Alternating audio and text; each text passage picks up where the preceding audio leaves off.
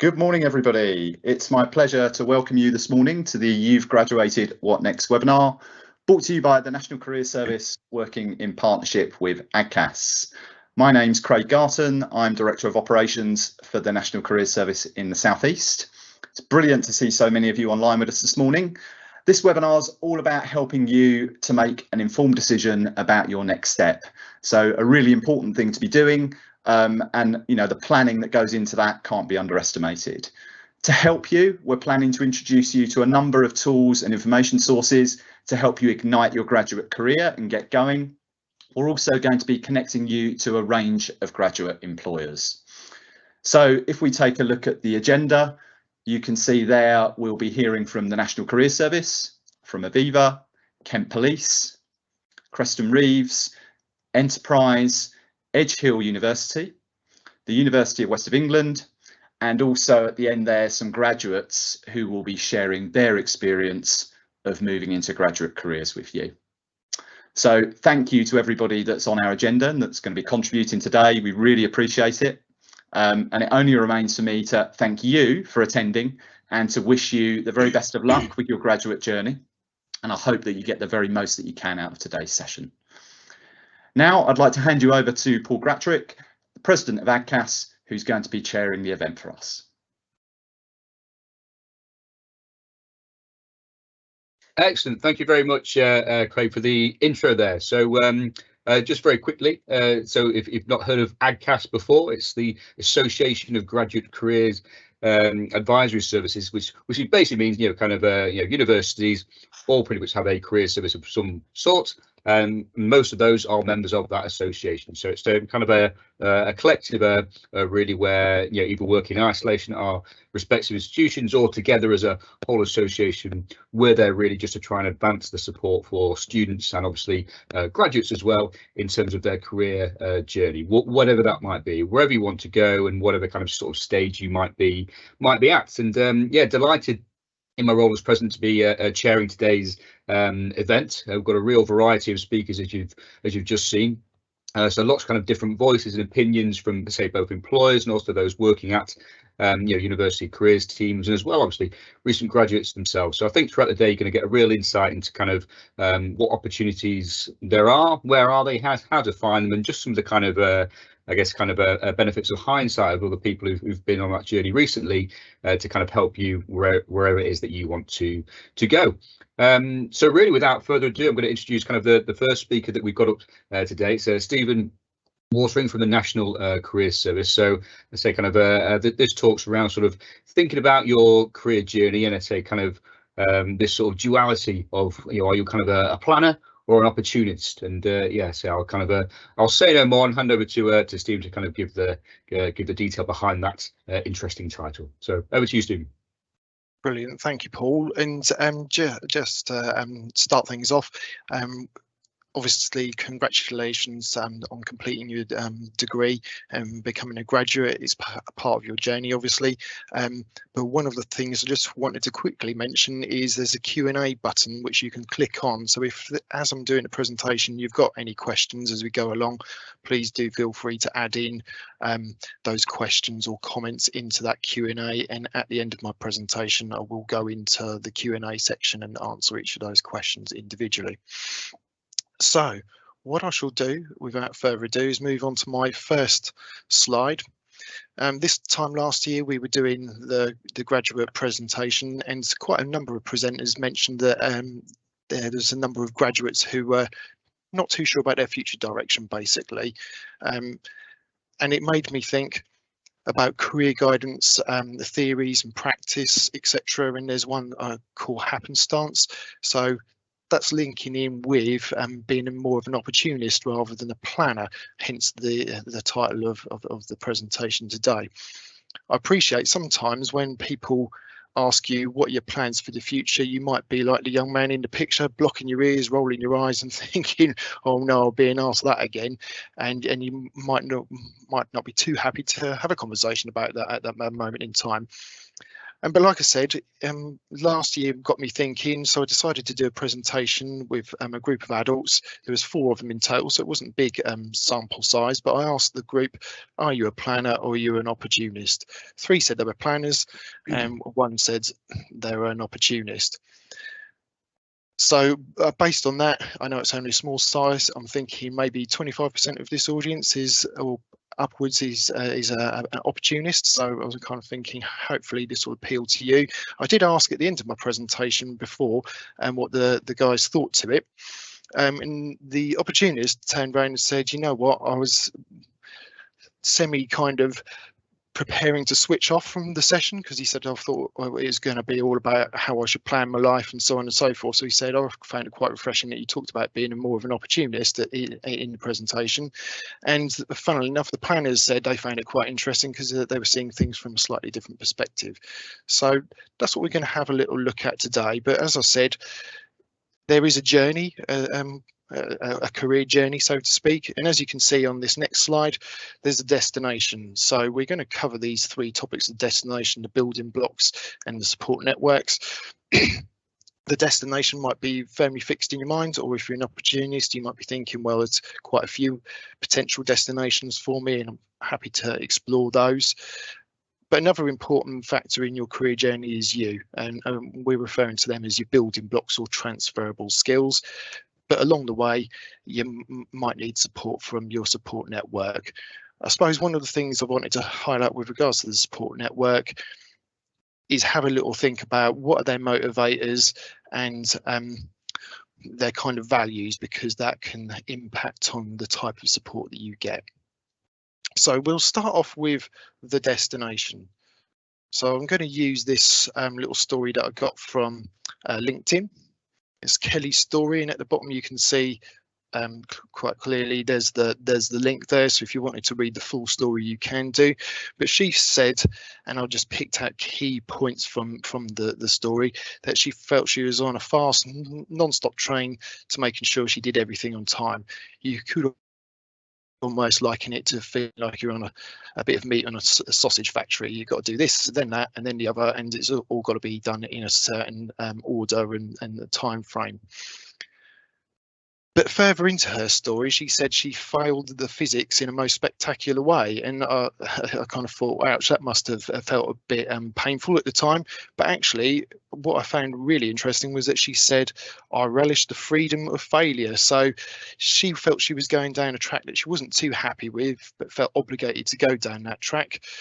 She failed it, and in doing so, it cut her ties from that particular route, and then it was the chance to actually do something she wanted to do.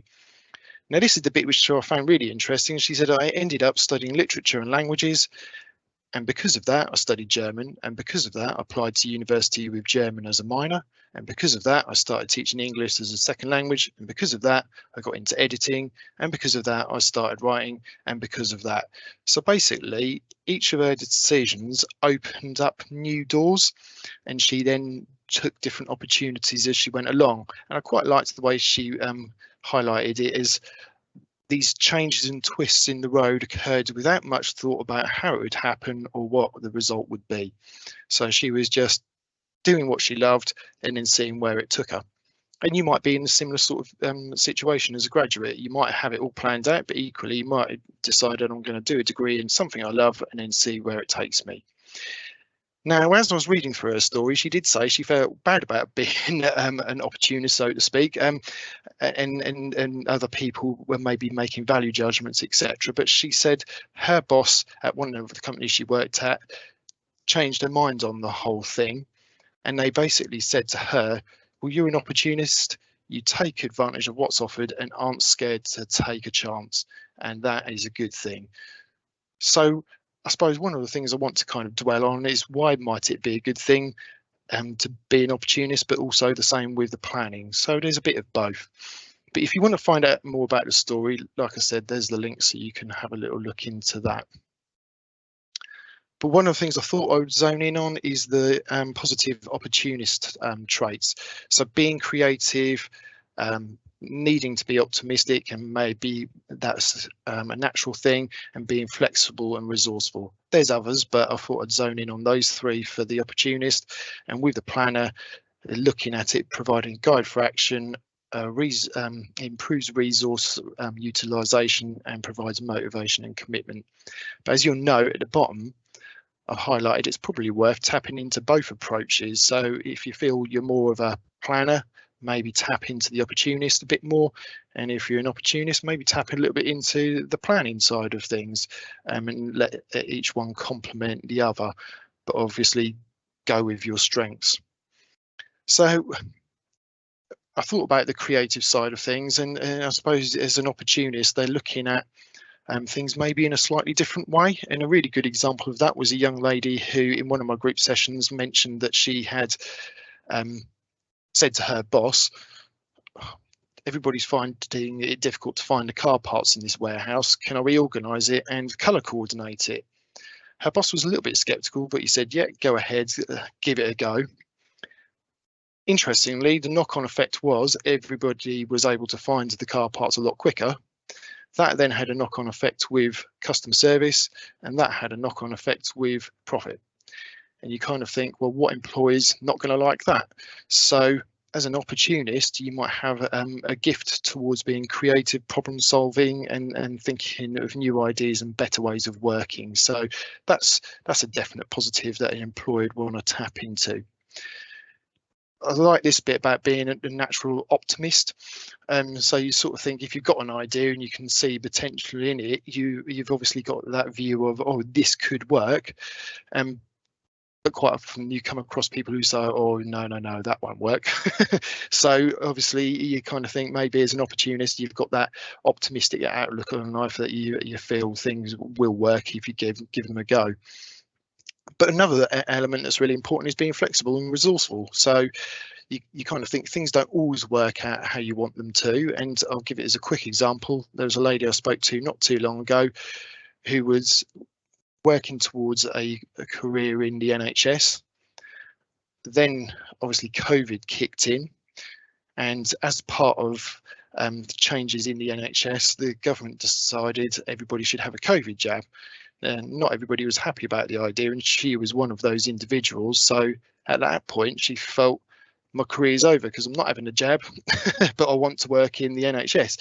So that could have been quite a major stress in her life, but she sensibly discussed it with myself. She discussed it with her university and looked at other options, etc. And she showed that flexibility. But further down the line, obviously the government changed their mind, so she was able to carry on her journey as originally planned. But I think if you're an opportunist, maybe those sorts of things don't knock you back as much as they might do if you're a planner who's got their heart set on one particular thing and isn't so open to other ideas. On the flip side, being a planner has its positive traits, so it can provide a guide for action. So point A leads to point B to point C, and then you get to point D, so you know your next steps and you've got it all mapped out. So that can be quite a positive thing because you feel like you've got that guide for your next actions and steps. It improves resource utilization. So I was thinking about an old college friend who went and did a sports science degree, a diploma in careers guidance, and then a physiotherapy degree. So you're talking a good 7+ years of study there, and you sort of think he hadn't really got a career plan at the time, and you sort of think, well, maybe if he'd given it just a little bit more thought, he could have saved himself a certain amount of study time and therefore money, because obviously going to university does have financial costs attached to it. So on that score, it can be very beneficial to be a planner. And the other point here, it provides motivation and commitment. So there's that idea that if you're struggling a bit with it, if you've not got a clear plan, you might be more inclined to say, no, I'll give this a miss because it's just too much hassle. But if you've got a particular career in mind or a plan, you might go through that pain to get the gain at the end of it. So there's pros and cons to both, and I wanted to highlight 3 of each.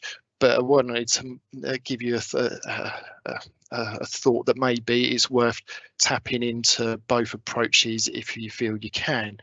And I'm just thinking, if you're, say, a planner, you're at this point now where you've got your degree, what next? You might have planned what's next, but maybe it might be worth just taking that step back and thinking, well, what else is there out there that I could have a little look at and see whether there's something else that grabs your interest before moving forward. A key part in all of this, though, is you. So this is where we talk about the building blocks or the transferable skills. Now, we've got on the screen the example of Lego, and we like the example of Lego because you kind of think you're using the same blocks to make different things with it. So it's the same kind of concept with transferable skills. You've got those different skills qualities that you can bring to the table, and they can be transferred from one job to another. So you've got things like adaptability, leadership, analytical, and creativity. They're not the sole preserve of one particular career. They go across lots of different careers. But one of the things I think is really important is have a little think about what you can do and what you want to do, because there's two very different things there. And I've spoken with quite a number of people looking to have a career change potentially, and they often go down the can-do route because it's comfortable. I'll give it as a quick example. There was a young lady that was helping out with her career plans when I used to work in schools, but her dad, who was a teacher in a school, came along to the appointment, and he said, "Oh, you know what, Steve, I hate being a teacher. Kids do my head in and so on and so forth, and there's the stress of doing all the marking and paperwork, etc., etc." So when his daughter was making use of a career matching program to see what might suit her, he said, "Can I have a go?"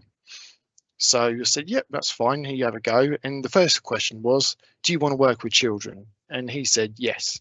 And I said, "I thought you said kids do your head in." And he said, "Yeah, but I know I can do it." And unfortunately, he carried on answering all the questions as a can do rather than want to do. And guess what came up at the end? Top suggestion was a teacher. So he basically was a teacher, answering it as a teacher, and got a teacher at the end of it. So I think it's important when you're thinking about career options, maybe to detach yourself from the career idea and think about, well, what do I actually personally like doing? So you could have a can-do list and then think, yeah, I can do maths, but do I want to do it as part of a job? And it might be a case of no, you don't. So you'd leave that in your can do, but not put into your want to do list. After that, I often encourage people to then think about ranking. So you could rank those, say, 20 different want to do things, and number 20, 19, 18, go work your way up. The idea of that is the closer you get to number one, the more difficult it will be to decide between, say, the top 4 or the top 5. Once you get to that point, they would be your, say, core motivators. So let's say adaptability, leadership, being analytical, and creativity are your core motivators. You've got those clear in your head so that when you start looking into different opportunities, you know you need to look out for those particular skills, qualities that you want to make use of. Linked with that, this is our National Career Service website. You've got the Explore Careers page where you've got over 800 career opportunities hidden behind 25 different career areas. Just by way of example, imagine you clicked on engineering and maintenance. You would get this list A to Z. I've photographed the first A's and then the latter end of it, and there's a lot in between, and that's not the exhaustive list I put on there, but I think I'd use up quite a lot of slides I've had. So the idea here is there's a lot out there, but the only thing with the website, it doesn't differentiate between GCSE, A-level and graduate level jobs. It's just got them all together as a kind of field. But let's say you thought about aerospace engineer. You click on that, it will give you more details. So it'll tell you about the starting higher end of the salary, and then it's got these other headings. So if it's a new thing to you, the what you'll do bit makes sense, click on that, it'll tell you a bit more about the job, and then you can see whether it's ticking those boxes for your core motivators. Is it using your creativity? Is it using your leadership skills, or does it give you the opportunity to do so, etc.? But if you've already kind of looked into it and you know about it as a career, The what it takes is really useful. So when you're applying for the jobs, you're thinking about adapting your CV, adapting your application form. What skills, qualities is the employer looking out for? Usually the job spec tells you that, but some job specs are better than others. And there's a lady who I've been speaking to recently, and she said most of the job adverts she's been looking at haven't been that great. So what she's taken to doing is contacting the employer and just qualifying with them, is there anything else currently not on the job spec that I need to be aware of? And she told me 9 times out of 10 there is. So as a tactic moving forward, if you see a job you like and you kind of think, yeah, shall I go for it? If you want to double check with the employer whether there's anything else not listed on the job spec worth exploring, then that might be a good idea to actually contact the employer and find out if there's any more. But the other key bit here is how to become. Now, quite often we know the main route or the core route into it because somebody's informed us of that. But as you can see to the right of the screen, there's the how to become. I've clicked on that, so to speak, and screenshot it and put it in the slide here. But it just highlights there's different ways to get into this role, and usually there's more than one. Sometimes it's just a couple, and other times, as in this example, there's actually 5 different routes into there. So if you're thinking about being an opportunist, you might have taken the opportunity to do a relevant university course, but equally, if it's a new career to you, you might be thinking, well, I've done my degree in something else, but I'd like to do this. What other routes are there into it? And as you'll see, the third one down is the apprenticeship route. You might be thinking, can I do as an apprenticeship as a graduate? Well, yes, the answer is yes to that. You've got graduate apprenticeship schemes, and then you've got the other apprenticeship schemes which are potentially open to you if you've never studied that subject before and you need to start off and work your way into it as a career. So there's opportunities out there, and it's then goes into detail as to what you would need to do to fully access those different routes moving forward, but I haven't included that. I just wanted to screenshot those 5 as opportunities that are available to you. So that's something to bear in mind there. But the final point that I'm going to talk about is your support network. So we've looked at opportunities, we've looked at you and your building blocks and how you can identify your core motivators and use that as a point of reference. But who makes up your support network? It could be a range of different people, but I think there's some key points to remember with this, and that's what are their motivators, what are their values. I've only highlighted a couple of things or a couple of examples, but I thought it'd be important to do so because it gets you thinking a bit more about, well, actually, there's a couple of things that you need to bear in mind here. So I've used a recruitment agency as an example. So you might go to a recruitment agent and think their kind of remit is to find you work. But actually, they're being paid by an employer to find the right person.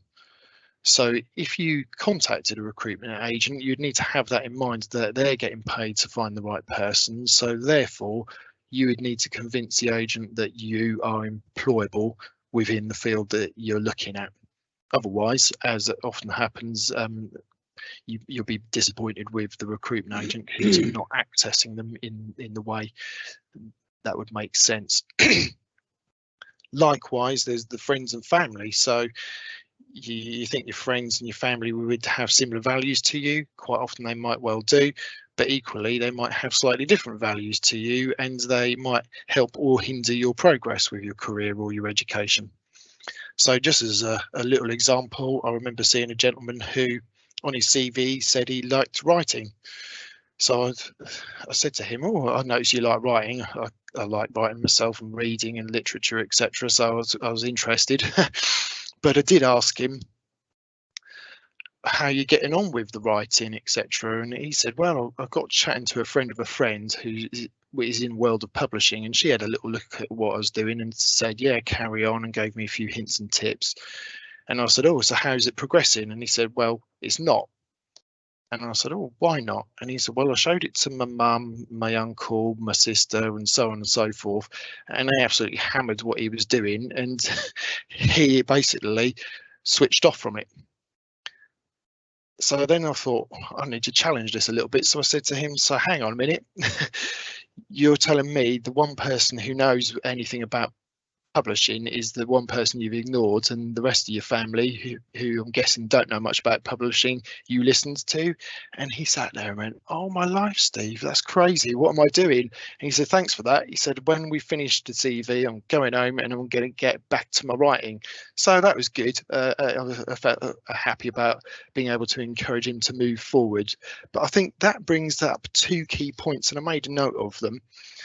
When it comes to advice, is the person who's giving the advice qualified to do so? So if I wanted to be a professional football player, would I ask my mum? No, I wouldn't, because she doesn't even know what the offside trap is about. So she's not really qualified to give any advice regarding football. I would be asking a football coach. But then on top of that, can the person who's giving you the advice give you the reasons and the logic behind the advice they're giving? So if I was giving advice to somebody regarding a CV, I wouldn't say do this, do that, do the other. I'd actually be explaining you might not want to include your address because, and give a reason. And that then means you've got the chance to make an informed choice about what you're going to do with your CV. Same applies to your future career, your education, and so on and so forth. Always ask for that logic behind the advice that's being given. So there'd be the 2 key things that I would say there.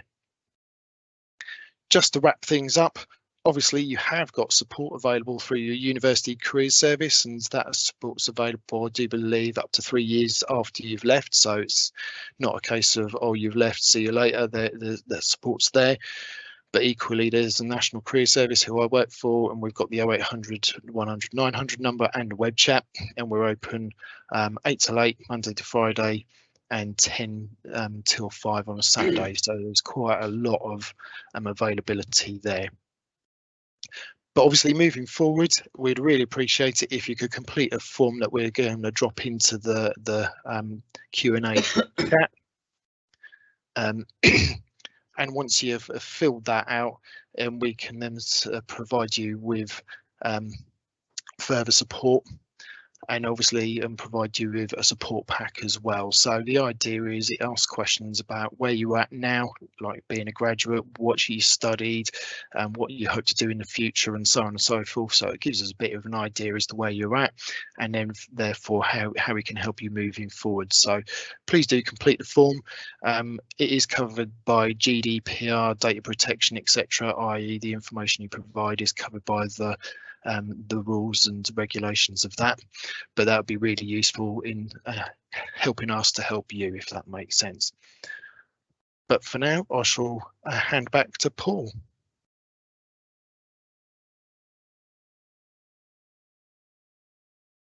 Excellent. Thank you very much, Stephen, for that talk. A really great way to start the day. Kind of just say wherever kind of you might be thinking, if you kind of feel like you're more aligned to that kind of planning persona or the opportunist, something there really for everyone in terms of kind of ways of thinking about your next steps, and reframing some of the questions and perhaps assumptions you've already got. So yeah, excellent. Thank you for that. So for those who have just joined, excuse me, for those who've just joined, we've got a Q&A function throughout the day. So any questions you've got for any of our speakers, do just type in there, and I say they'll get answered throughout the day. So what we're going to do now, as part of the agenda, we're going to move to the first of our kind of employer talks. So the first one we've got up is from Dominic Bucknall Sargent, who works for Aviva. So Aviva, pretty much the largest insurance company here in the UK. I think over 18 million customers, but all types of opportunities for all types of graduates, as I'm sure we're very shortly going to hear about. So so without further ado, I'll hand over to Dominic, and I say just a reminder, any questions, do put them in the chat, and we'll get them answered for you. So over to you. Thank you, Paul. Firstly, hi everyone, and as Paul says, any questions very much welcome. My talk is going to be a little bit more personal, so I think you've got some really strong overviews coming up today from different sectors. I will give you a bit of an overview of my sector, but also a bit of my personal experience. And I'll start by doing a quick bit of a career journey. And I'm going to reach back into the archives for me, which is a long time ago, not so long ago for all of you, I think. But just to demonstrate how varied getting into the world of work can be. So I was quite ill when I was young. I had 4.5 years and I was housebound, missed all of my GCSEs, so I only have 2. Did go back and do my A-levels, and it did limit the choice I had when I did my degree. Luckily, I really enjoyed English literature, so went off and did that. And I was like, I'm going to become a lecturer. That's what I'm going to do, really enjoy this. It's the only thing I'd really had the chance to experience. So I did a master's in postmodern fiction. Quite quickly realised that wasn't where I wanted to go, actually long term, because actually it's quite lonely in a way, being a lecturer. So I was like, okay, I'll have a little think. I'll go travelling for a year. And I thought I'll be an accountant. That's a sensible thing to be. So I applied to Deloitte's, and somewhat miraculously, given math is not my strong point, and I'll come back to that later, I got in. So I was waiting to start there, and just needed some jobs. So I grew up in London, and I happened to get a job at Lloyd's of London, which is a foundational institution as part of insurance. And I had been wondering whether, and I think this sort of comes back to something Stephen was saying, who was on before me, around just getting to know yourself and what you are good at. And I'd been thinking, I'm not sure I'm going to be good at this accountancy lark. And when I got this job at Lloyd's, I thought, this is really interesting. Now, the job itself wasn't something I wanted to do long term. It was a lot of admin type work. But I thought, this is a really interesting sector. And I hadn't known anything about insurance prior to that. So I applied to the last grad scheme, which was Zurich Insurance, that was still open that summer. And I got in.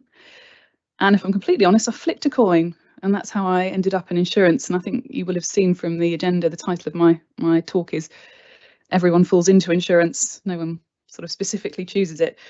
So that's just a bit of a preamble to sort of demonstrate how everyone can come into it through different things. So you might be someone who's got a really, really clear idea of exactly what you want to do. You might have gone and wanted to be a lawyer since you were 5, done all of the A-levels that align to that, done the degree and be really confident in your choice, and that's brilliant.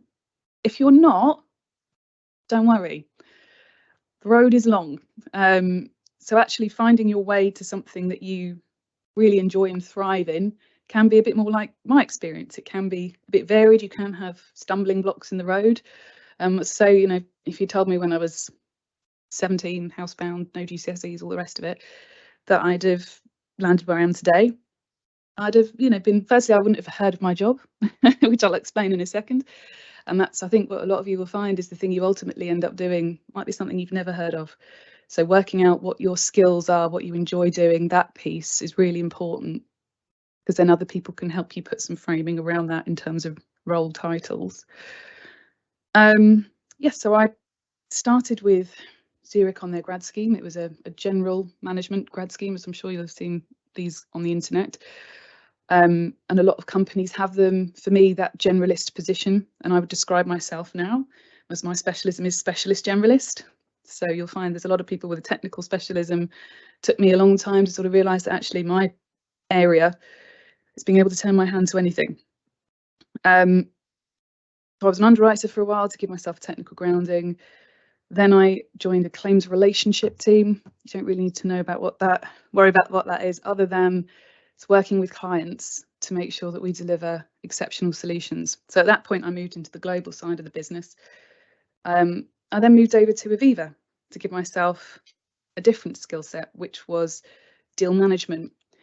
And how I think about my career, and it's something just for everyone to reflect on, don't necessarily think about role titles, think about what skill you want next. So for me, I had a great time at Zurich. I was there for 7 years. But the next skill I wanted was deal management, and that role wasn't available. Well, there was a role at Aviva, and actually it was in their mid-market section, so a slightly different type of client to that I'd dealt with previously. But you know, it gave me some new experience, and it also gave me that skill I was really keen to get. So I went over there and set up the mid-market client relationship proposition. The next skill I wanted after that, people management. Now, I'd articulated this quite clearly, and this is another sort of top tip, and I've got some key thoughts at the end, but I'll add this to it, which is work out what you want and then tell everyone around you. Because if the opportunity is there, and by that I mean your professional network, but also if you've got friends who are in sectors that you might find interesting, mention it to them, because then you're in their mind. If they don't know that you're really keen to, well, I'd say for me, get deal management, get people management, but it might be more experience in marketing, a different type of publishing. I'm struggling to think of other careers, but there are loads of other careers out there. So if you want a different experience, make sure you've shared that, because people can't help you if they don't know that that's what you're looking for. So I'd said to my boss, I'd really like some people management. Opportunity came up to manage the global corporate team, and that's where I am now. I manage the global corporate client relationship management team for Aviva. What does that mean? I say this job is all accountability, no authority. So I don't have the technical decision making on anything, but I'm here to facilitate making sure that everything works for our most prestigious clients. Now that might be facilitating a deal, you know, my wider portfolio. So I manage 8 people. We're accountable for £300 million worth of business.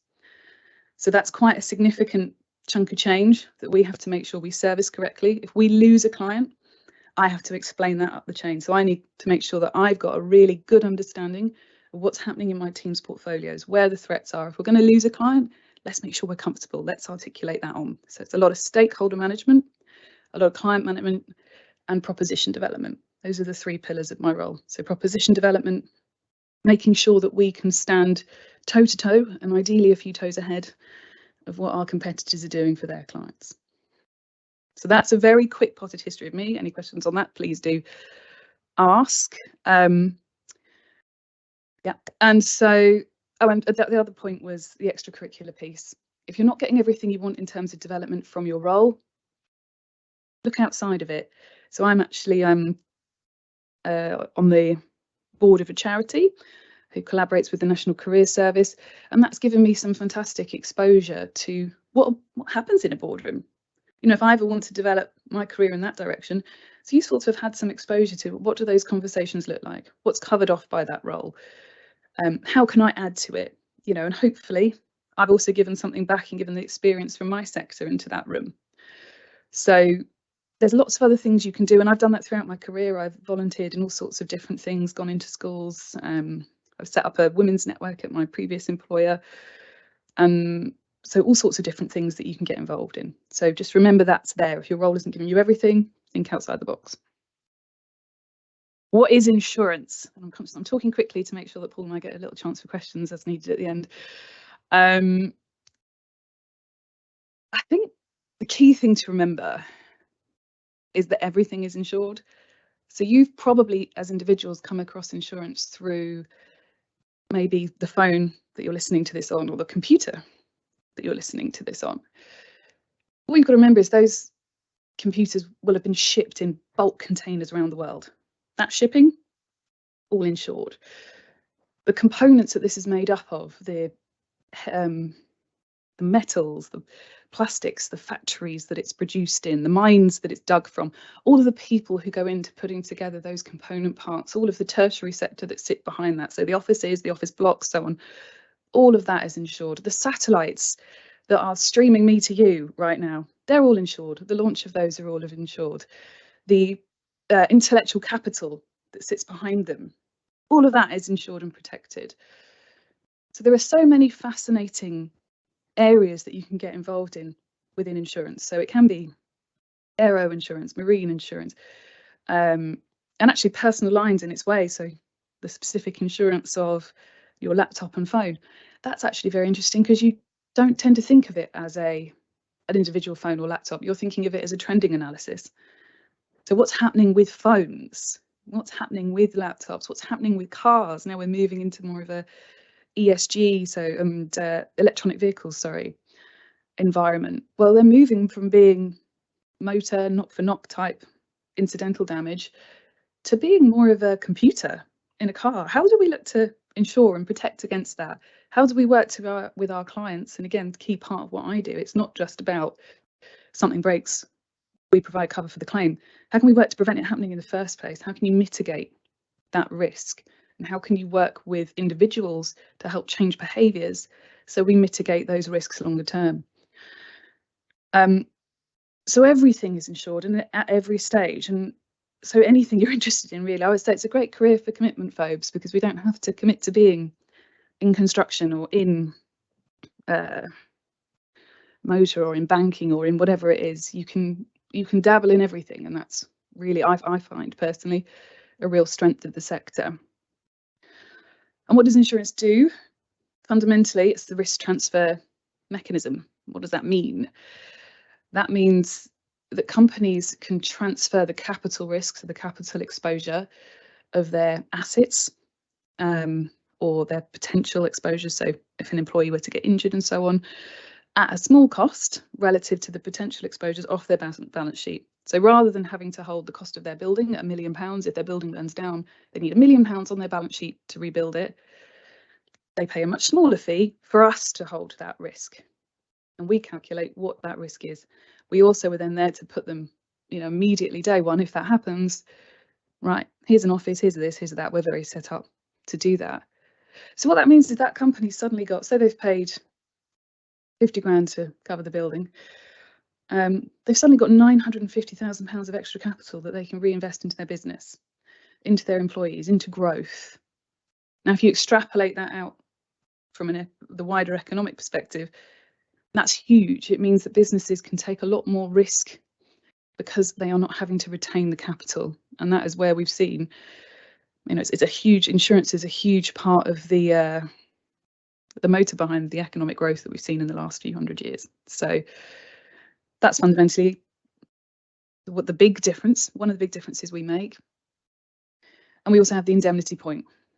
Indemnity is effectively the promise that we will put our clients back to the position they were in prior to a loss event, or as close to. Obviously, if you've lost a leg, we can't replace your leg, but what we can do is invest in really sophisticated prosthetics that make sure that you have a sum that means over the course of your life, with the projected costs of the ever increasing nature of prosthetics, you will always be able to have the best adapted piece of kit to make you live your life. So the running leg, the swimming leg, the walking leg, the extra sensitivities around the electronics and all of that piece. And we invest in companies that improve that as well.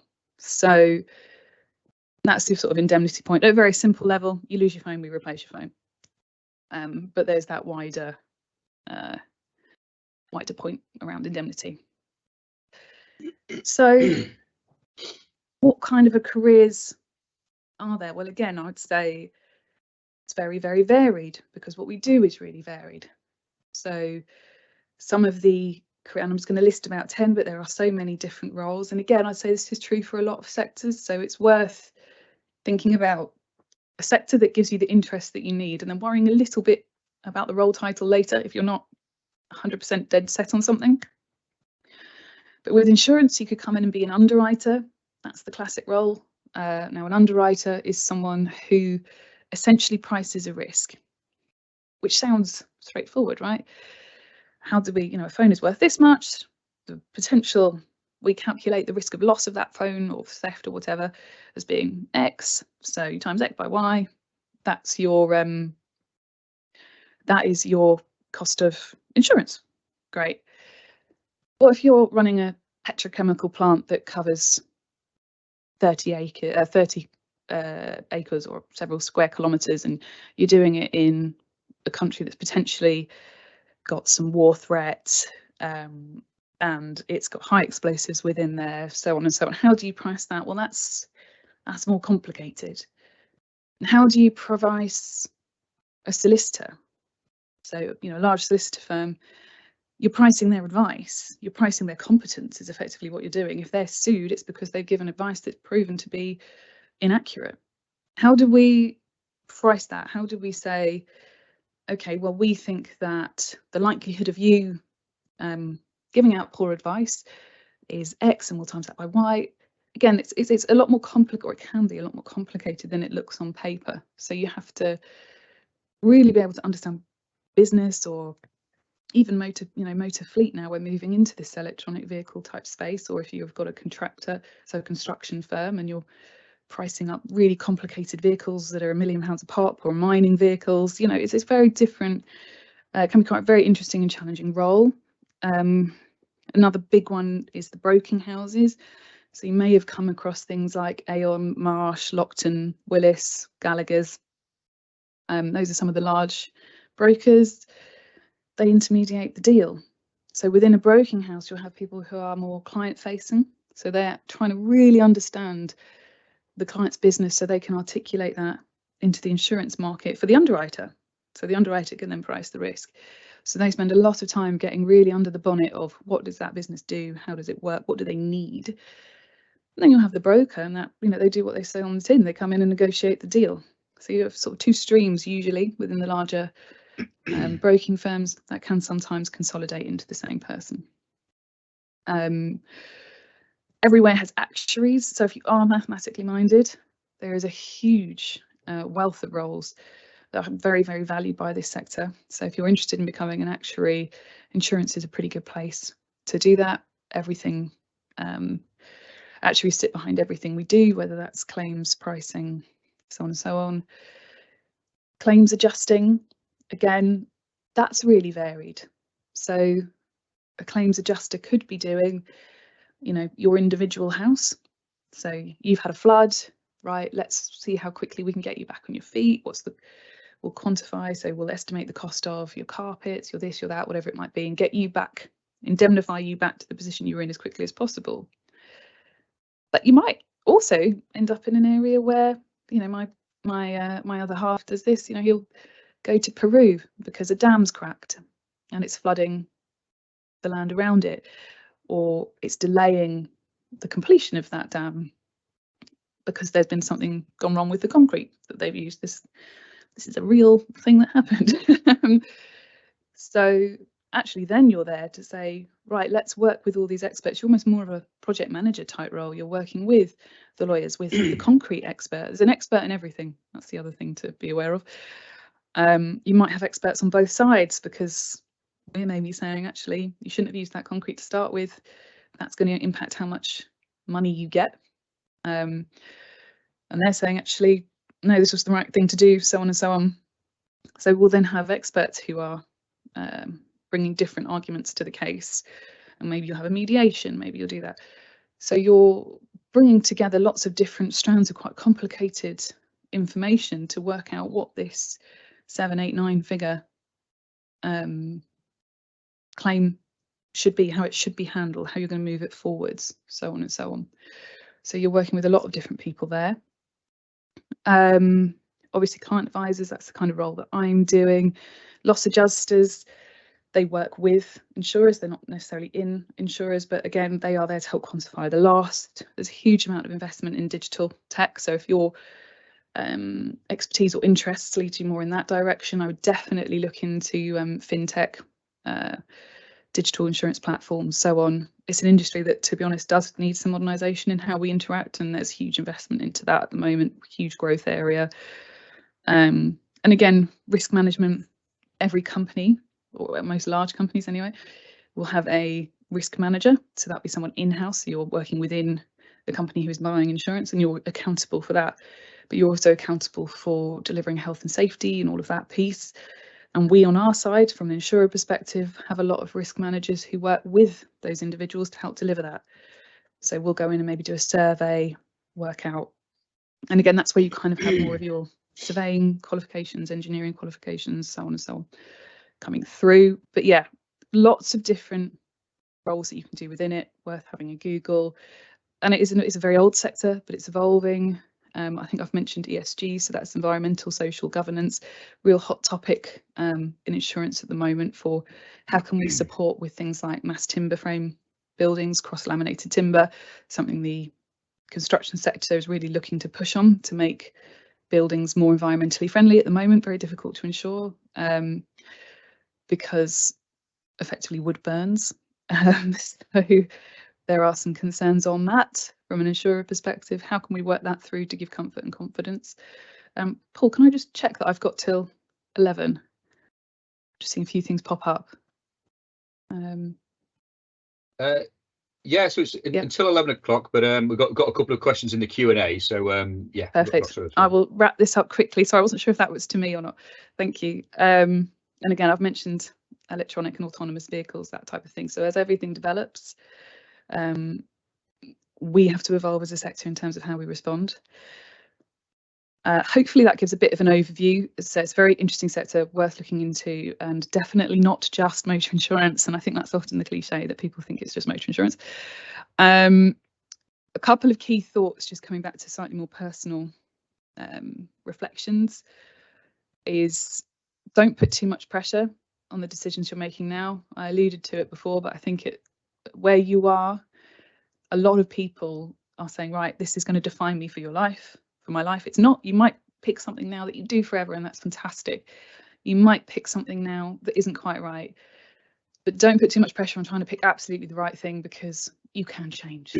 You can, so many people have lots of different roles within their career. It's not forever, and be kind to yourself through this process. Something I've learned, your manager is so important. Make sure that when you're moving roles, you're working for someone who you respect and who respects you. They are your advocate into the business, and they will be the person who helps you develop and who coaches you. So make sure that you work for someone you respect and like. If you're not happy in a role or in a business, try and make it work, but always remember you can leave and move on. I've mentored so many people who've been miserable in their job for years, and actually what they need to do is leave. So just bear that in mind for your career. Always push your comfort zone. If you're really relaxed to doing something, then you're probably not learning anymore. If you're a little bit out of your depth and it's a little bit scary, you're probably in a good place for development. You don't want to be in there all the time, because that's a bit exhausting, but it's a really good place to be. So yeah, if you ever find you're putting your feet up on your desk and you're bored, try something else. Time to get the next role, move on. Work on your strengths as well as your weaknesses. I think this is a trap a lot of people fall into, which is, as I've said a few times, math, not my strong point. I'm all right at it, I can do it. And it is something I work at. But actually, when I look at my personal brand, what I bring, my strengths are really different to that. Mine are quick rapport building, quick decision making, presentation, that type of piece, and people. So I work on your strengths, because actually the more you strengthen your strengths, the more your strengths differentiate you.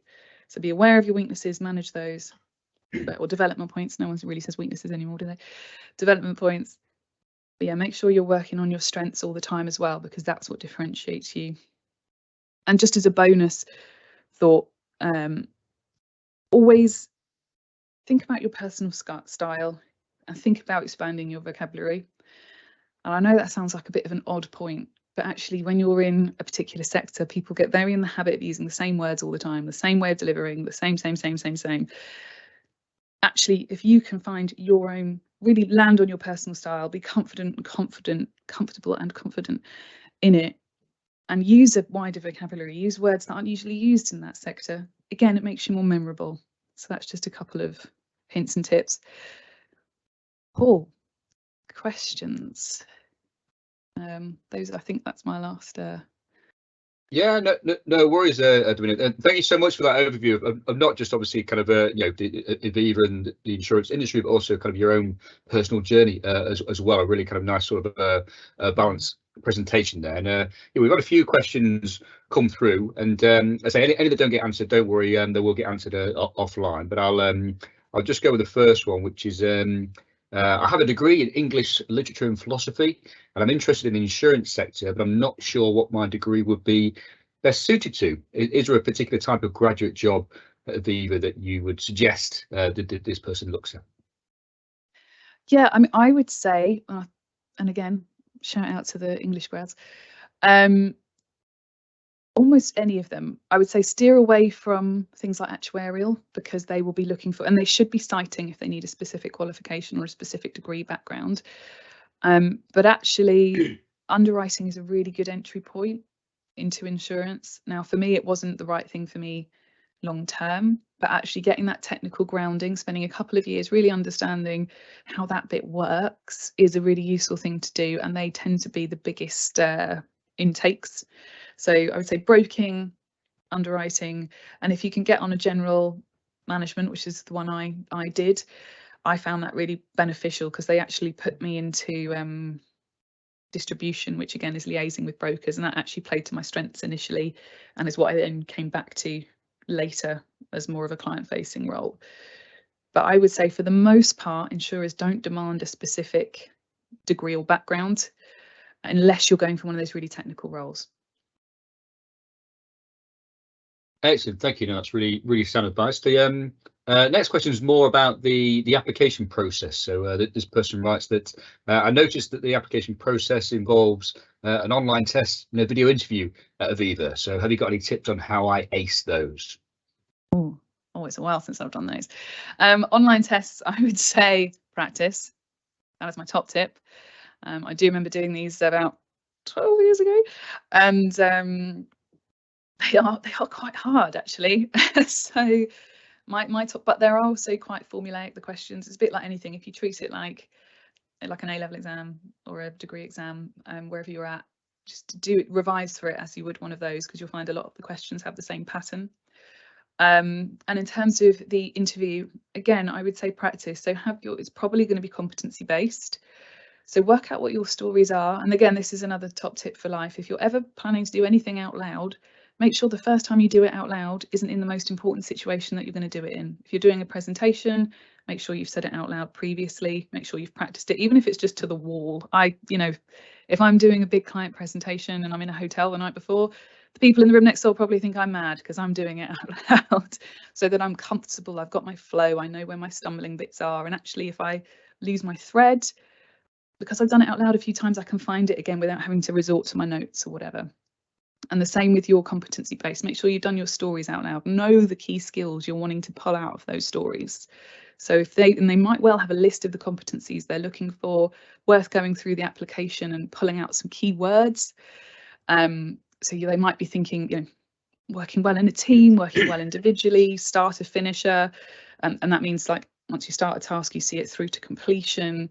Have you been through a challenging, all of those things. Have a story, or, you don't need loads. I would say have 6 or 7 ready that you can lean on, or that you can draw bits from to answer those questions. But yeah, practice it, do it out loud. Excellent. No, and yes, that point around practice, very relevant. And yeah, most university career services will have tools where you can practice these, be it the online test or the video interviews before the real thing. So no, excellent advice. And probably got time for just one more question, which is what do you think are the main qualities someone needs to be successful in your sector? Ooh. Well, like I say, it's a very varied sector actually. So the qualities that I need relative to the qualities that an actuary needs are very different, but there are some common grounds, and I think that is being able to work with people, so having empathy for those around you, active listening, so really understanding what someone is asking of you. That's a key skill wherever you go. So if my client is saying something to me and I'm sort of waiting for my turn to say the next thing and I'm not really taking in what they need, how can I possibly deliver that? If my claims colleagues, when I'm saying to them, right, I really need a report that articulates X, Y, and Z, so I can then go back to the client and tell them that they need to manage their risk in this direction because this is the data I'm giving them, and that person hasn't really listened to me and they haven't really delivered it, it makes my role much more difficult. So active listening, being empathetic and understanding people and that people operate differently. So and study those around you. How do they tick? It's not all just about how you push information out. It's making sure that you're delivering it in a way that people can utilize it. And I think just being interested. As I say, this is a sector where everything is very, very varied. So you need to be interested and engaged. But like I said, I don't know if that's the best answer, because where I was saying before is you have some of these roles are really technical, so you have to be really detail orientated.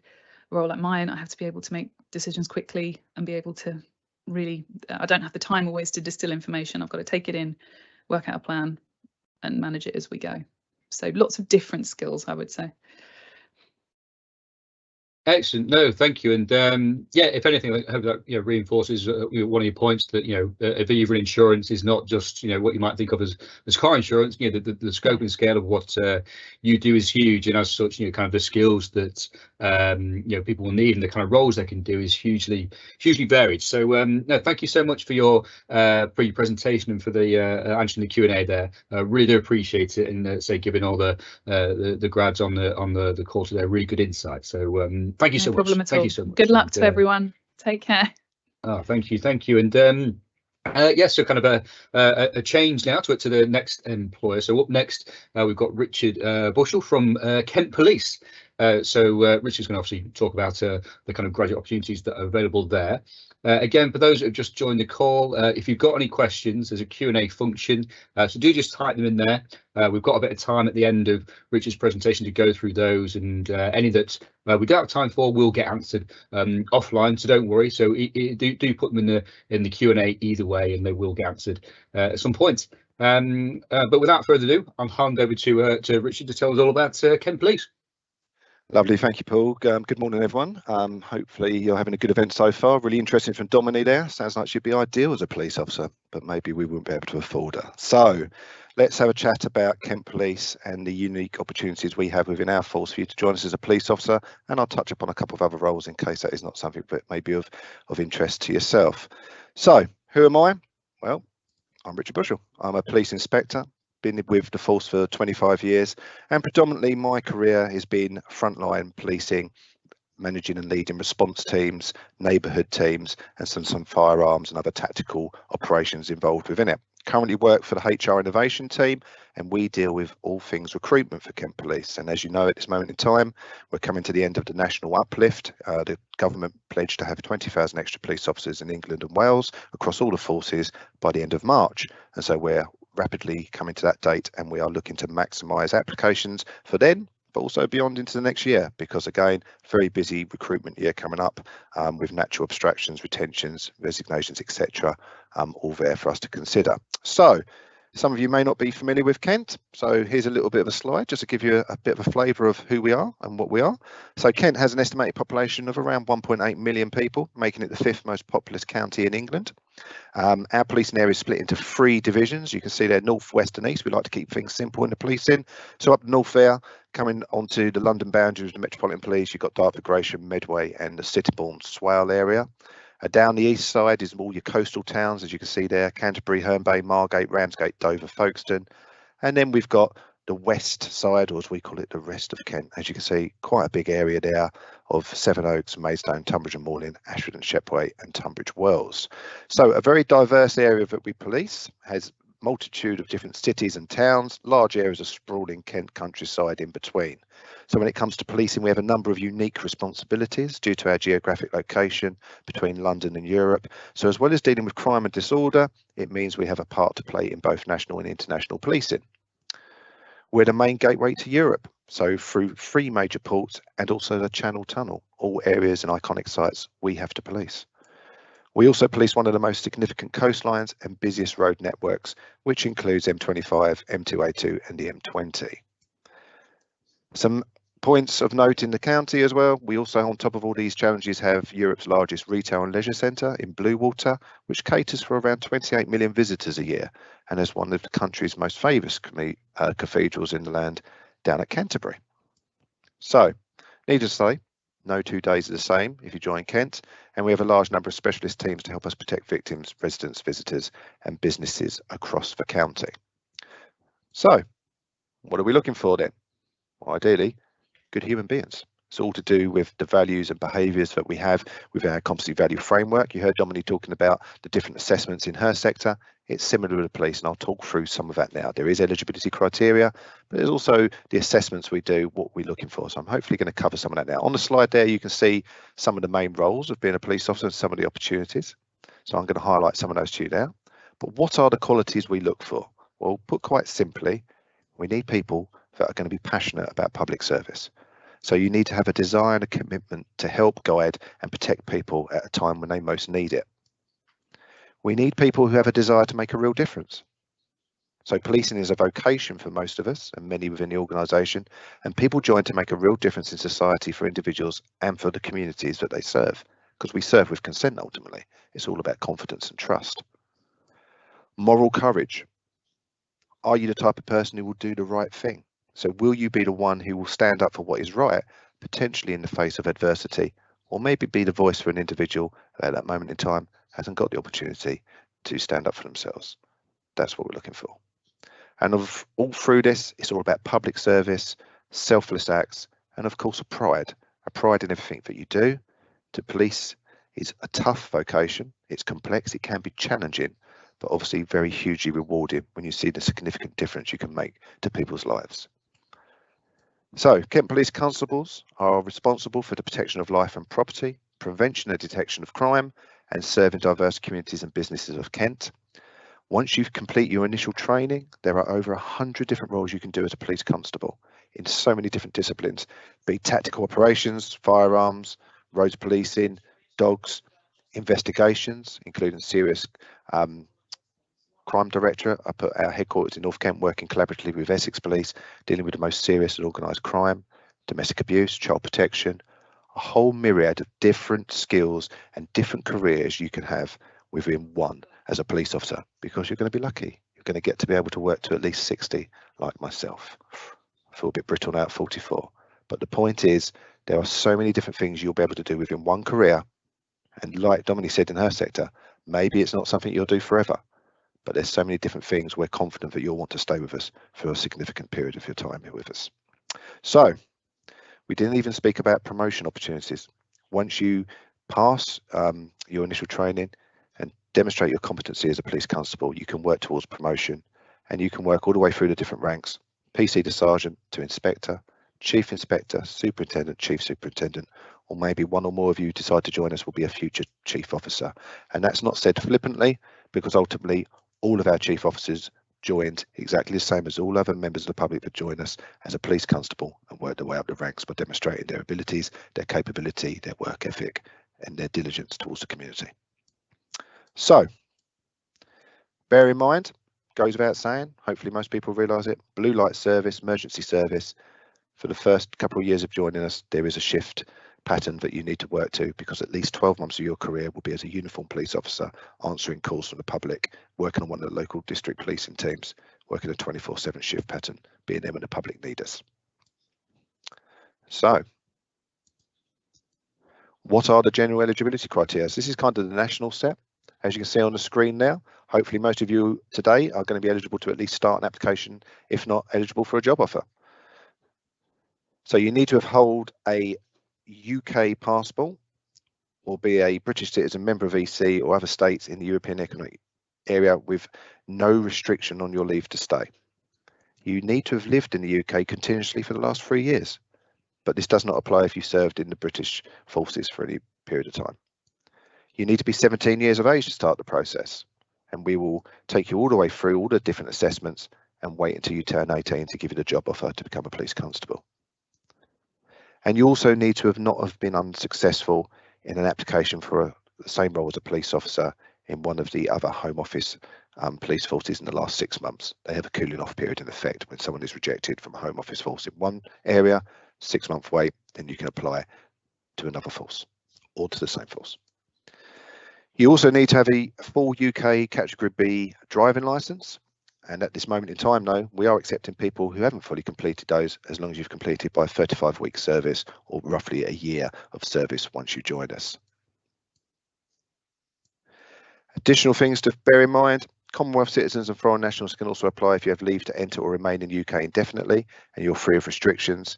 Some common myths broken: there are no height restrictions for those wishing to join us, so all are welcome. We encourage applications from all cultures, ethnicities, diversity, communities, etc. We ask that no tattoos that are offensive or could be deemed unprofessional, but we do accept them now in small tattoos on hands, neck and face. Recent change by the Chief Constable.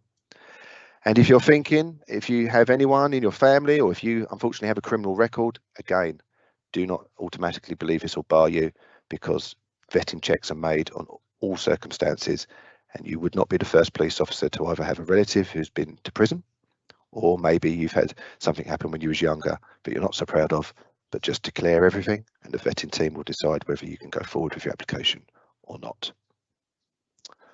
Okay, let's talk about the entry routes then. There's various different entry routes open. I'm going to cover all of them, and the reason I'm doing it, I appreciate you are all graduates, and so I'm going to talk about the degree holder entry program in a second. But ultimately, you can decide to join for any of these if you so wished.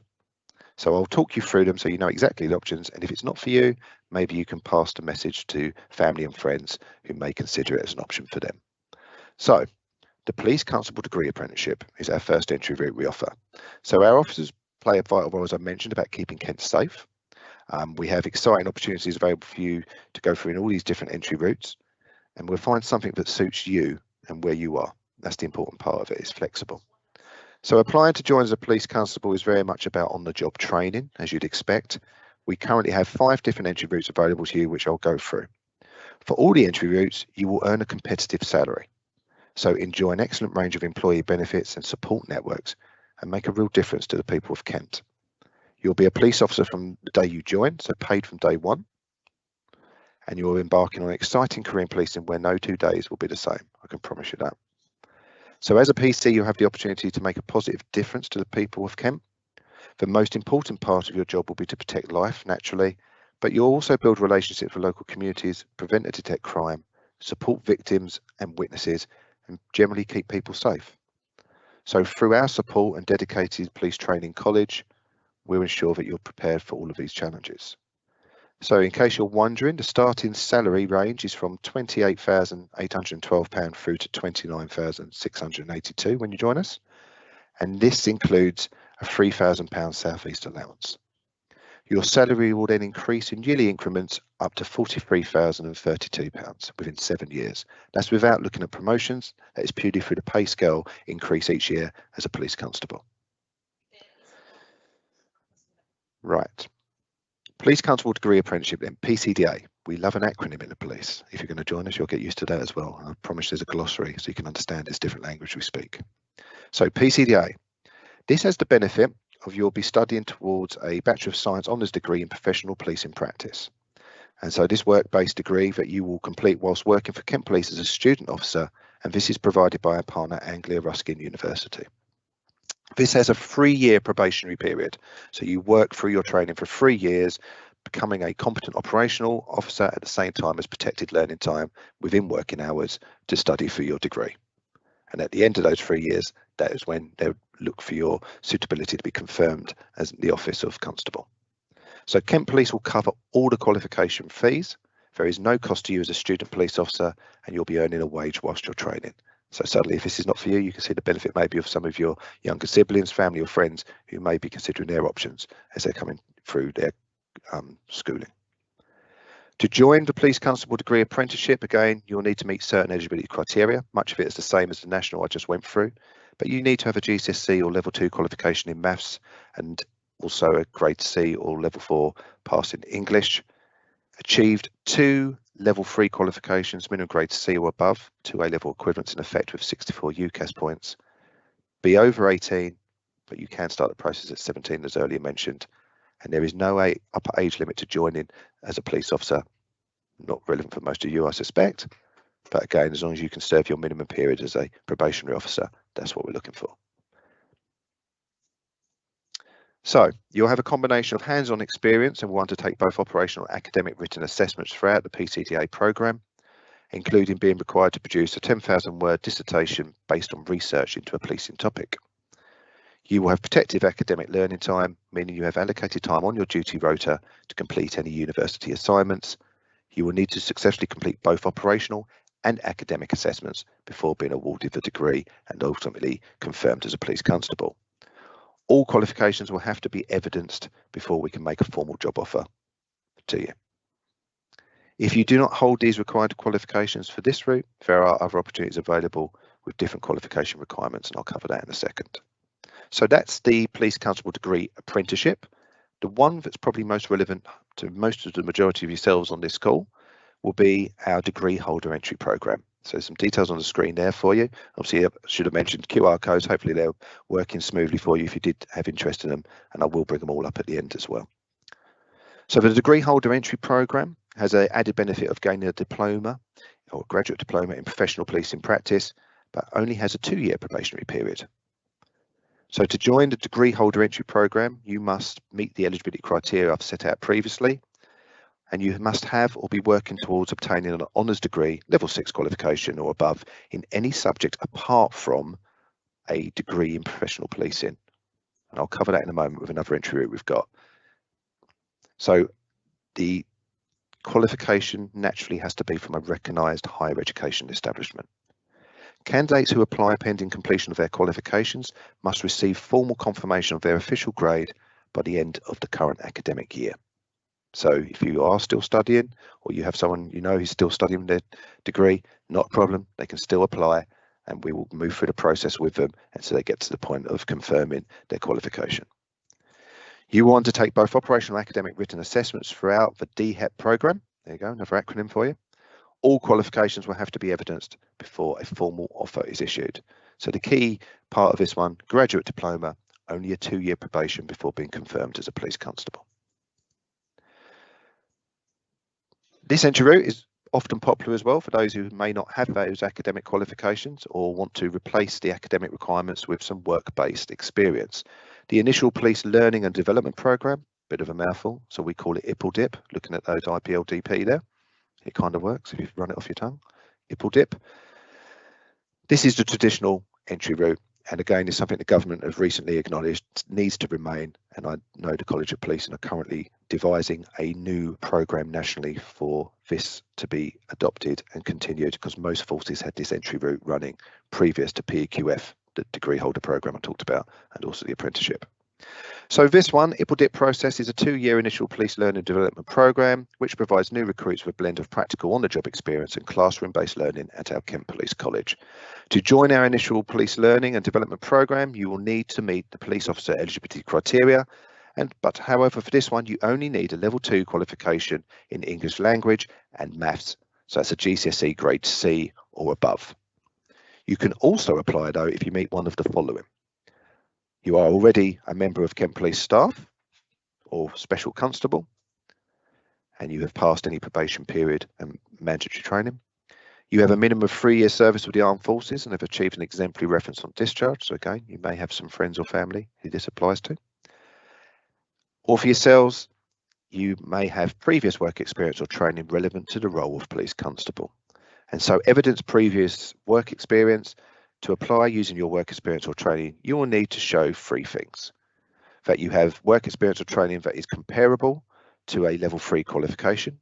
You will need to have completed 1 year's work experience and have passed any mandatory probation periods or training necessary in that job or role. Our application form requires you to outline your experience of understanding customer public needs and provide effective support to customer public adapting to their communication style to meet the needs of different people, and solving complex problems and making decisions. So anything basically involving the public.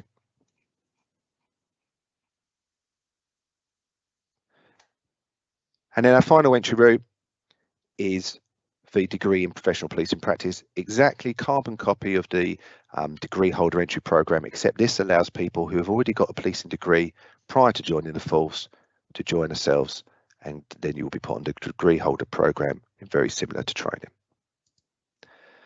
One area I'd like to flag is you may decide, you know what, I don't want to be a uniformed officer. I'd like to actually explore the role of detective. And we offer this as a accelerated option as well, which I'll go through now. We call it Investigate First. And so with this, same qualifications needed for PCDA or DHEP, because they're the 2 entry routes you will come in, one or the other. So it's either the degree apprenticeship or degree holder route. And the first year of training will mirror the non-detective route, and you will carry out the same classroom-based operational police training to learn hands-on policing. But in year 2, you will be placed within a detective-based department, working alongside tutors to develop your skills and work towards your national investigators examination, where you pass that and then you do a work-based portfolio to become a detective, which is an accreditation you carry with you through whatever rank you do in the future. The starting salary is the same, but once you are confirmed detective, once you've done your training, there's a discretionary increase of £1,200 a year there for you. So lots of information taken in really quickly there. So we summarise it on this page, and I will bring the QR codes up at the end when we do some questions. But as you can see there on the slide, there in a nutshell is exactly the criteria for any entry route that may be relevant for yourselves, family and friends, etc. Light touch, because I'm mindful of time, because we want to allow some time for questions. The recruitment process, as you can see, various different stages. We call pre-selection stage. There's an application form, a national SIFT or shortlisting exercise that is conducted by the College of Policing, where you conduct a number of online exercises just to ask your questions and prioritise certain action and information presented to you, just to see if you've got the raw skills and ingredients to become potential police officer. We then move to the National Assessment Centre, where again you do some digital online exercises, including a competency-based interview, a written exercise and a briefing exercise where some information will change as you develop through the scenario, and they'll test your decision making through that. And once you've passed the national assessment, you then move to our false interview, which again is a competency-based interview, 6 questions, forward-facing, backward-facing, all assessed against our competency value framework. Most organisations have a framework of attributes or skills they want from their staff. This is all about behaviours and values, because technical skills can be taught. And then once you pass that, you will move into those pre-employment stages, things like the fitness test. You don't need to be an Olympian. Level 5.4 on a 15-metre shuttle run. You do the vetting, medical checks, biometrics, and then we do a home visit, what we call a final checkpoint, just to confirm the information is exactly the same. You live where you say you live and you are who you say you are, and then we move to job offer. But again, lots of information on our website to take you through that. Also, with that in mind, we have application guidance. Again, it's all on our website. There's some information on the screen there just for you to consider, but College of Policing website and obviously the Kent Police careers page, that will hold all of the guidance and frequently asked questions that might be relevant around the actual process itself. An area I just want to touch upon is positive action. Like all organisations, we try and have a diverse workforce, and we are working actively to enhance our representation, particularly around females and those of an ethnic minority. And this is allowed under the Equality Act 2010 for us to do positive action attraction activity to allow people to join us. One area we've seen is applications are lower, so we have introduced our positive action engagement program, which again is open to those from an ethnic minority background, where you have a one-on-one session with a member of our team and they will talk through the different advice and support available. It's the same advice that is there for all candidates. It's on the website. We're just putting it in one place to make it easier access, and also to have that confidence to talk through any perceived barriers, to help unpick those and ensure that we level the playing field, because ultimately that is what positive action is about. We have a number of support networks for everyone once you join us, as you can see across the banner on the screen now. Obviously, as a police officer, you'll be a member of the Police Federation potentially. Unison is our staff federation. And then you can see things like Kent Network of Women, Men's Forum, Enable, who deal with all disability, accessibility, neurodiversity type issues, the Race Equality Network as well. Lots of different support networks. We have our own health services, occupational health, wellbeing, counselling, physiotherapy, all these different schemes and options available to you once you join us as benefits of becoming a police officer with Kent Police. And what I wanted to do just briefly was just show you our promo video to end, and then there should be about 5 minutes just for any questions from you, Paul.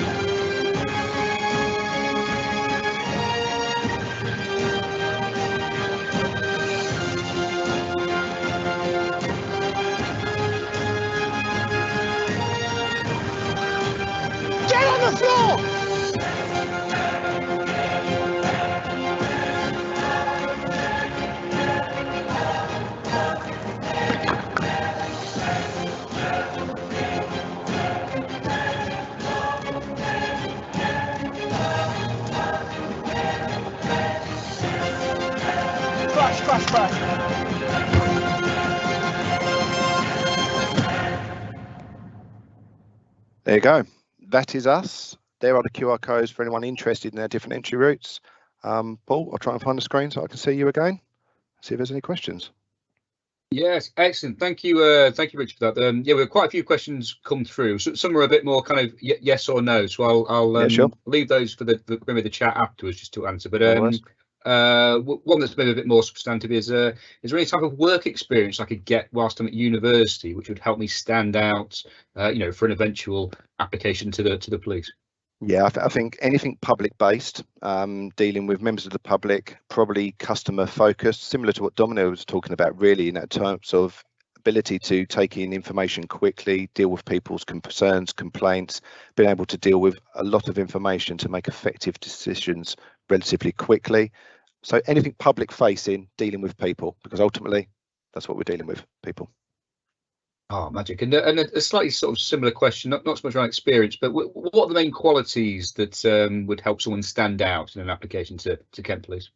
I think the main thing is being a good person, honesty, having that integrity, being fair, and have a good look through our competency value framework. The 4 values what run through everything we do: impartiality, integrity, public service. That runs through everything we do. It's that selfless act. We serve with consent.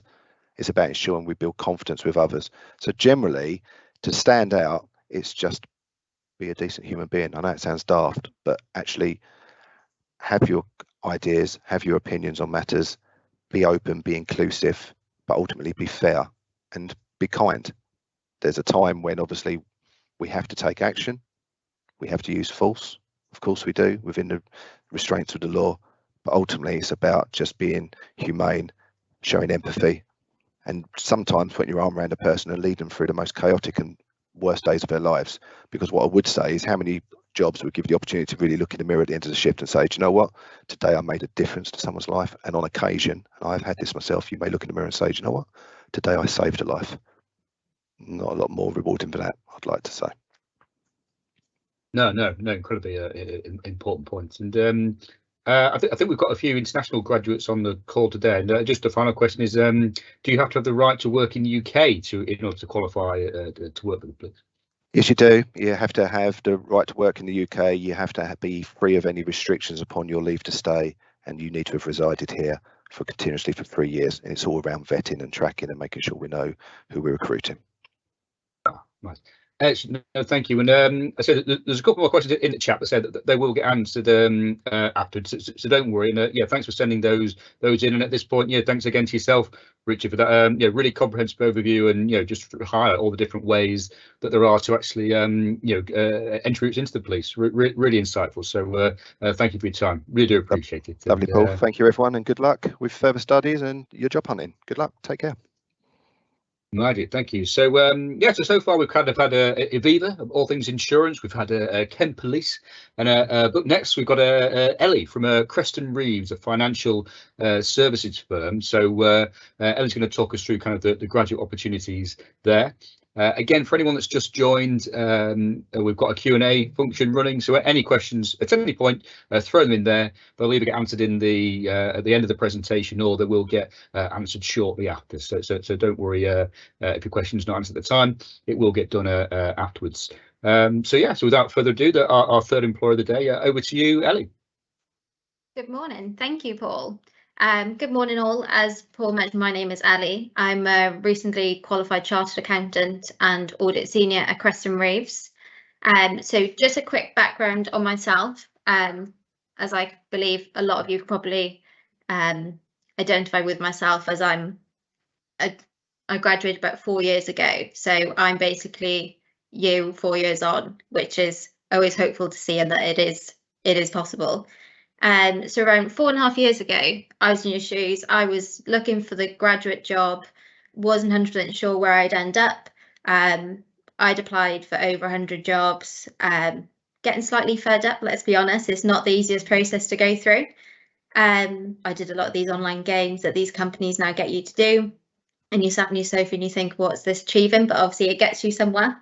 However, I came across Creston Reeves, which was a very straightforward process of applying. I applied for Crescent Reeves, I think it was the November in my second trimester of my third year, simply by submitting my CV online, and it was an interview process. Luckily enough, I had my job offer within a couple of weeks, and that allowed me to concentrate on my third year.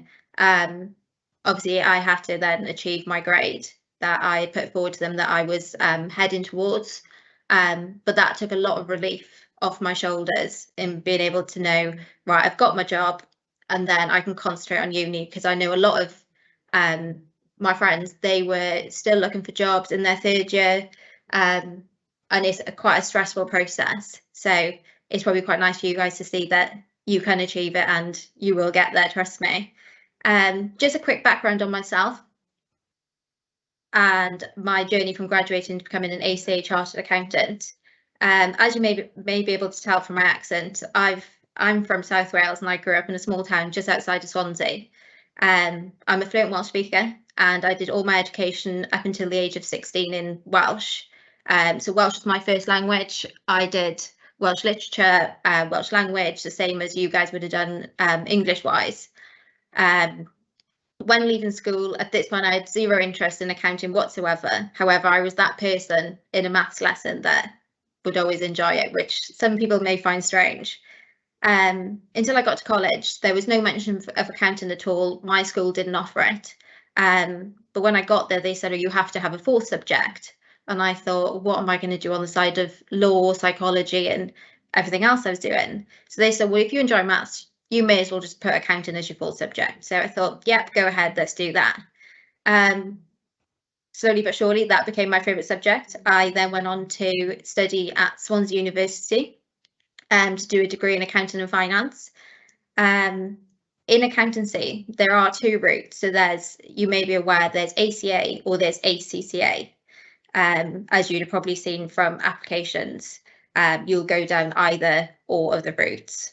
At uni, I had the choice in my first year. They said to me, you're going to have to choose which modules you choose and which route you want to go down. Unfortunately, you never know what your firm's going to allow you to do. Some firms allow you to do either or.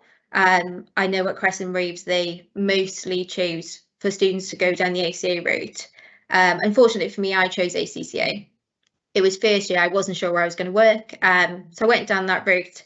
So unfortunately, I didn't get many exemptions from exams. So I ended up sitting, I think it was about 13 exams.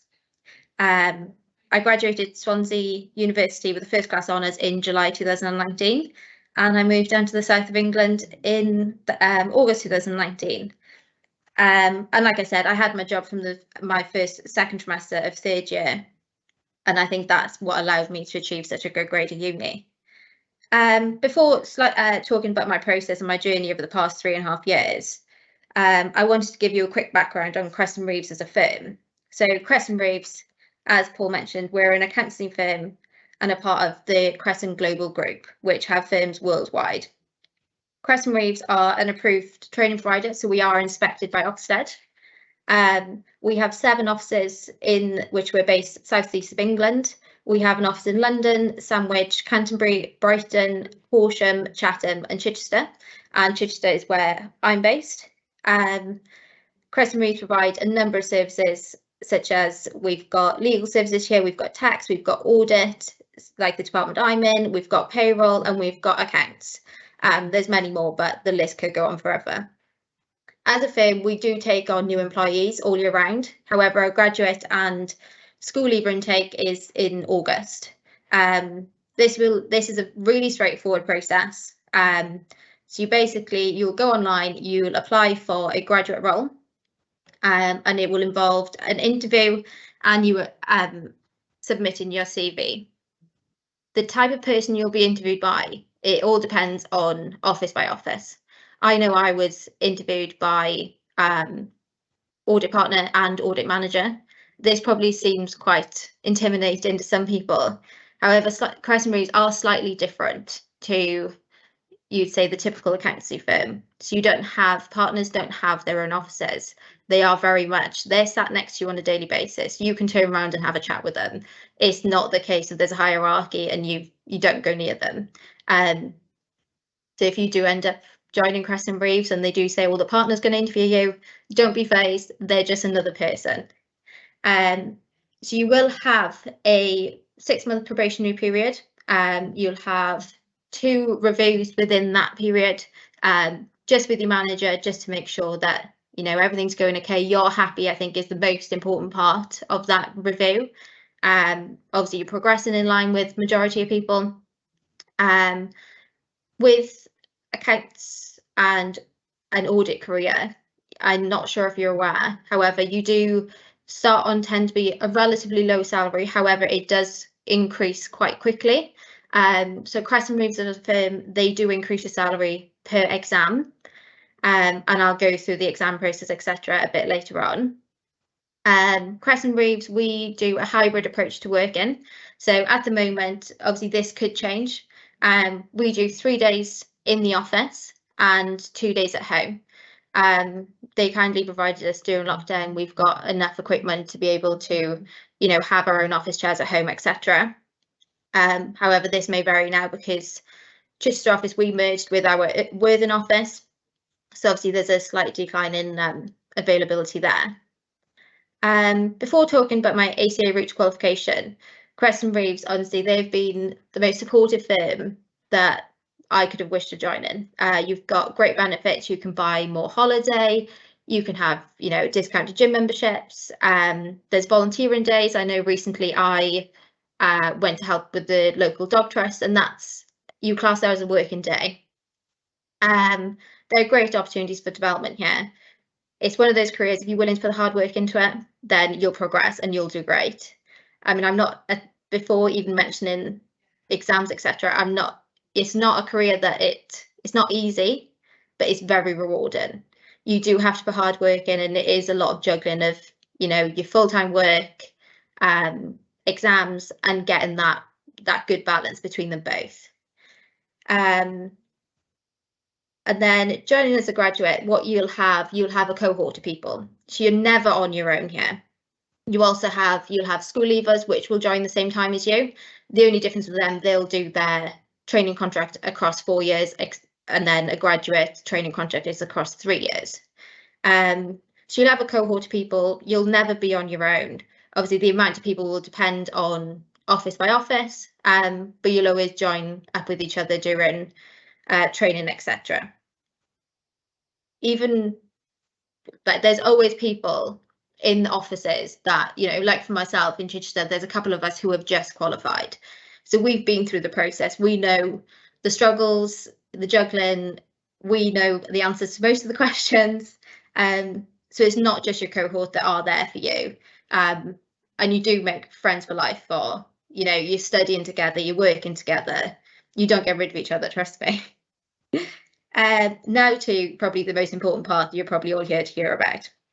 So ACA, to become a chartered accountant, as I said, it's not a breeze. It's not a career you can sit back, relax, and think you can just breeze through it. But it is extremely rewarding. I'd say, so I qualified in December 22, so very recently.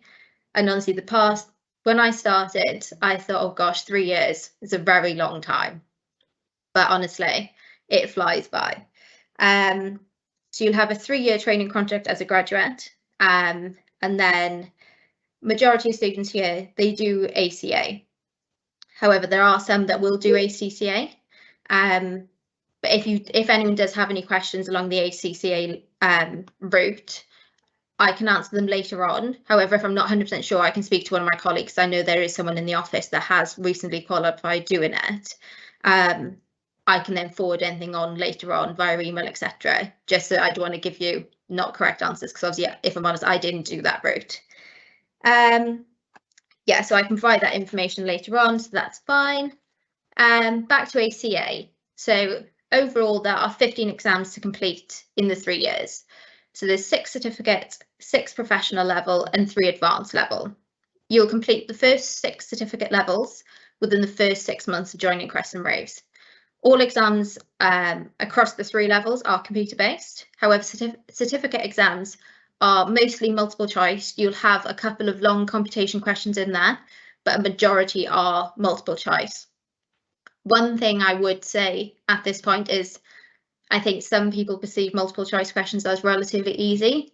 I wouldn't underestimate the exams, but obviously it's extremely rewarding. Some grads like myself, like I said, I had 2 exemptions. So I managed to go away with only sitting 13 exams. I managed to go out of 2 certificate exams. There will be some people who will be able to get out to professional level. But if you're someone who hasn't done a degree in finance or accounting, I wouldn't stress and think, oh gosh, I haven't done this. You know, I've got more exams to do. If I'm honest, so I had an exemption on one of my tax ones. So I had sat that in 2016 or 2017, my first year in uni. And then when coming to sit it in 2019, it's all presumed knowledge.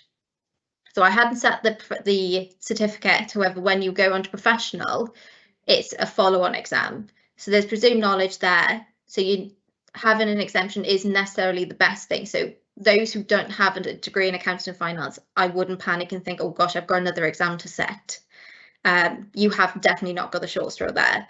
The difference between the certificate level exams and the other stages is that you can sit the certificate levels when you like. So basically, Crescent Reeves will send you on a study course. And then when you leave that, completely up to you when you want to sit them.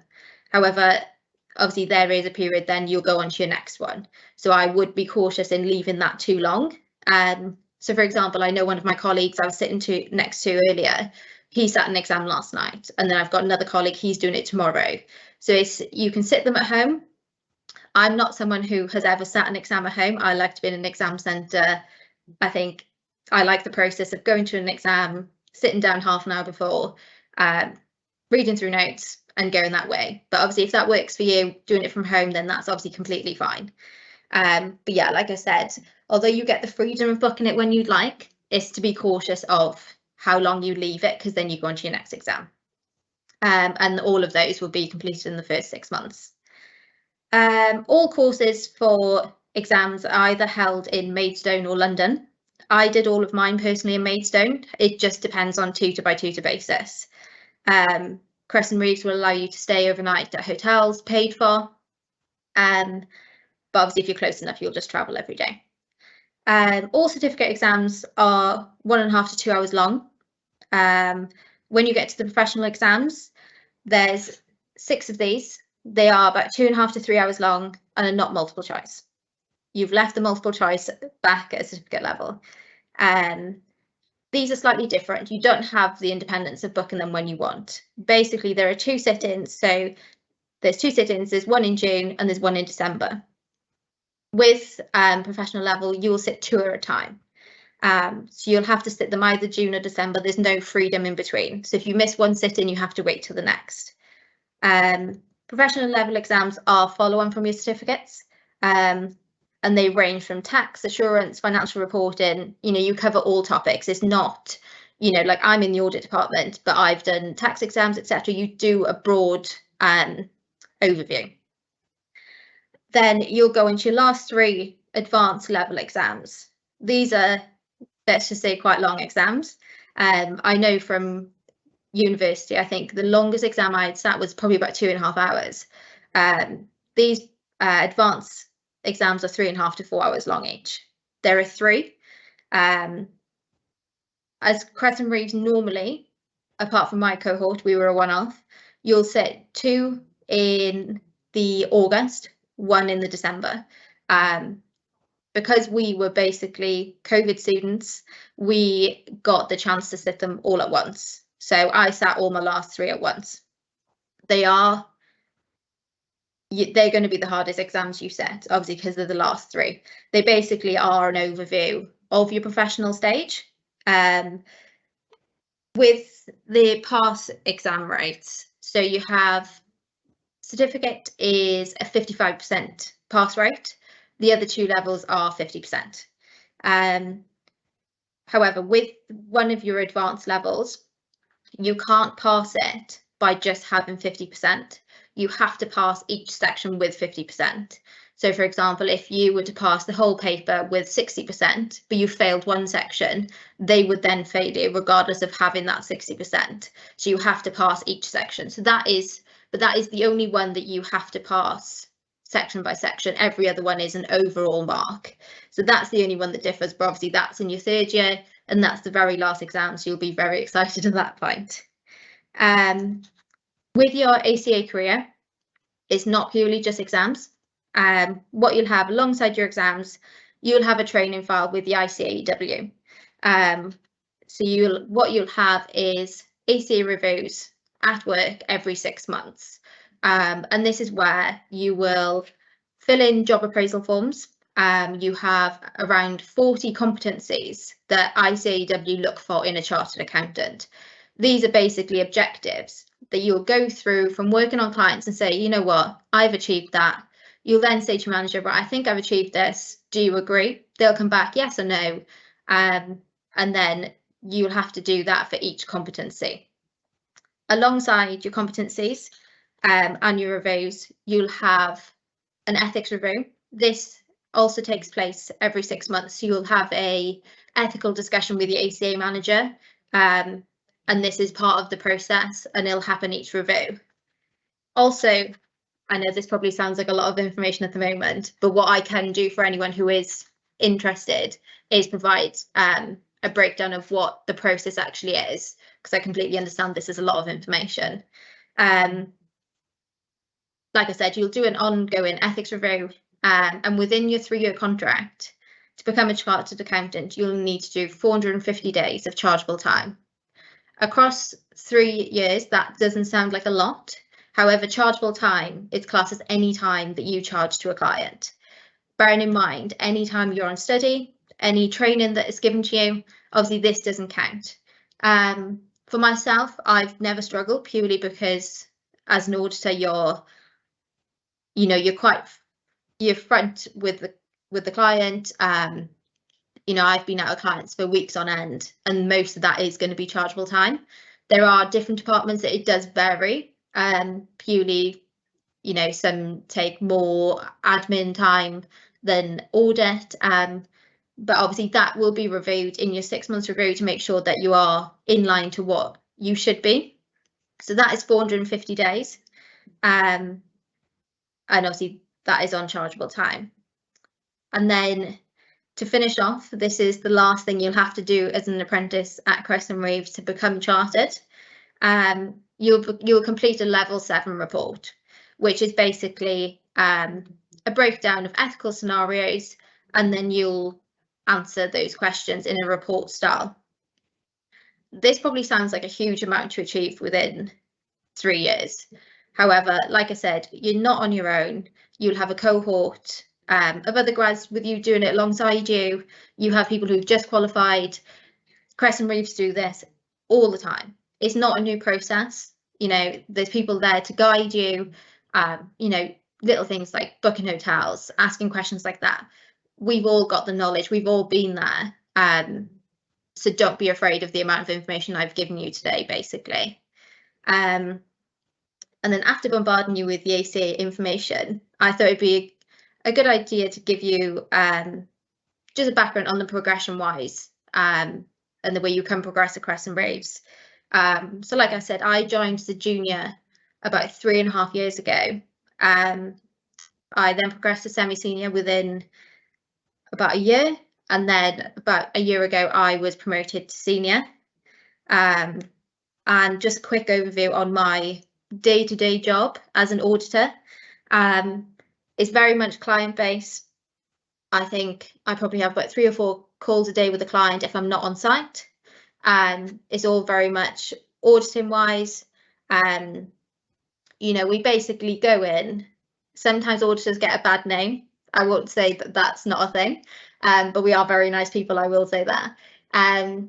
We'll go in, we'll basically review each section of a company's accounts, make sure that what they're saying is correct. We'll review that. Obviously, it's a more detailed process than that, but giving you a quick overview.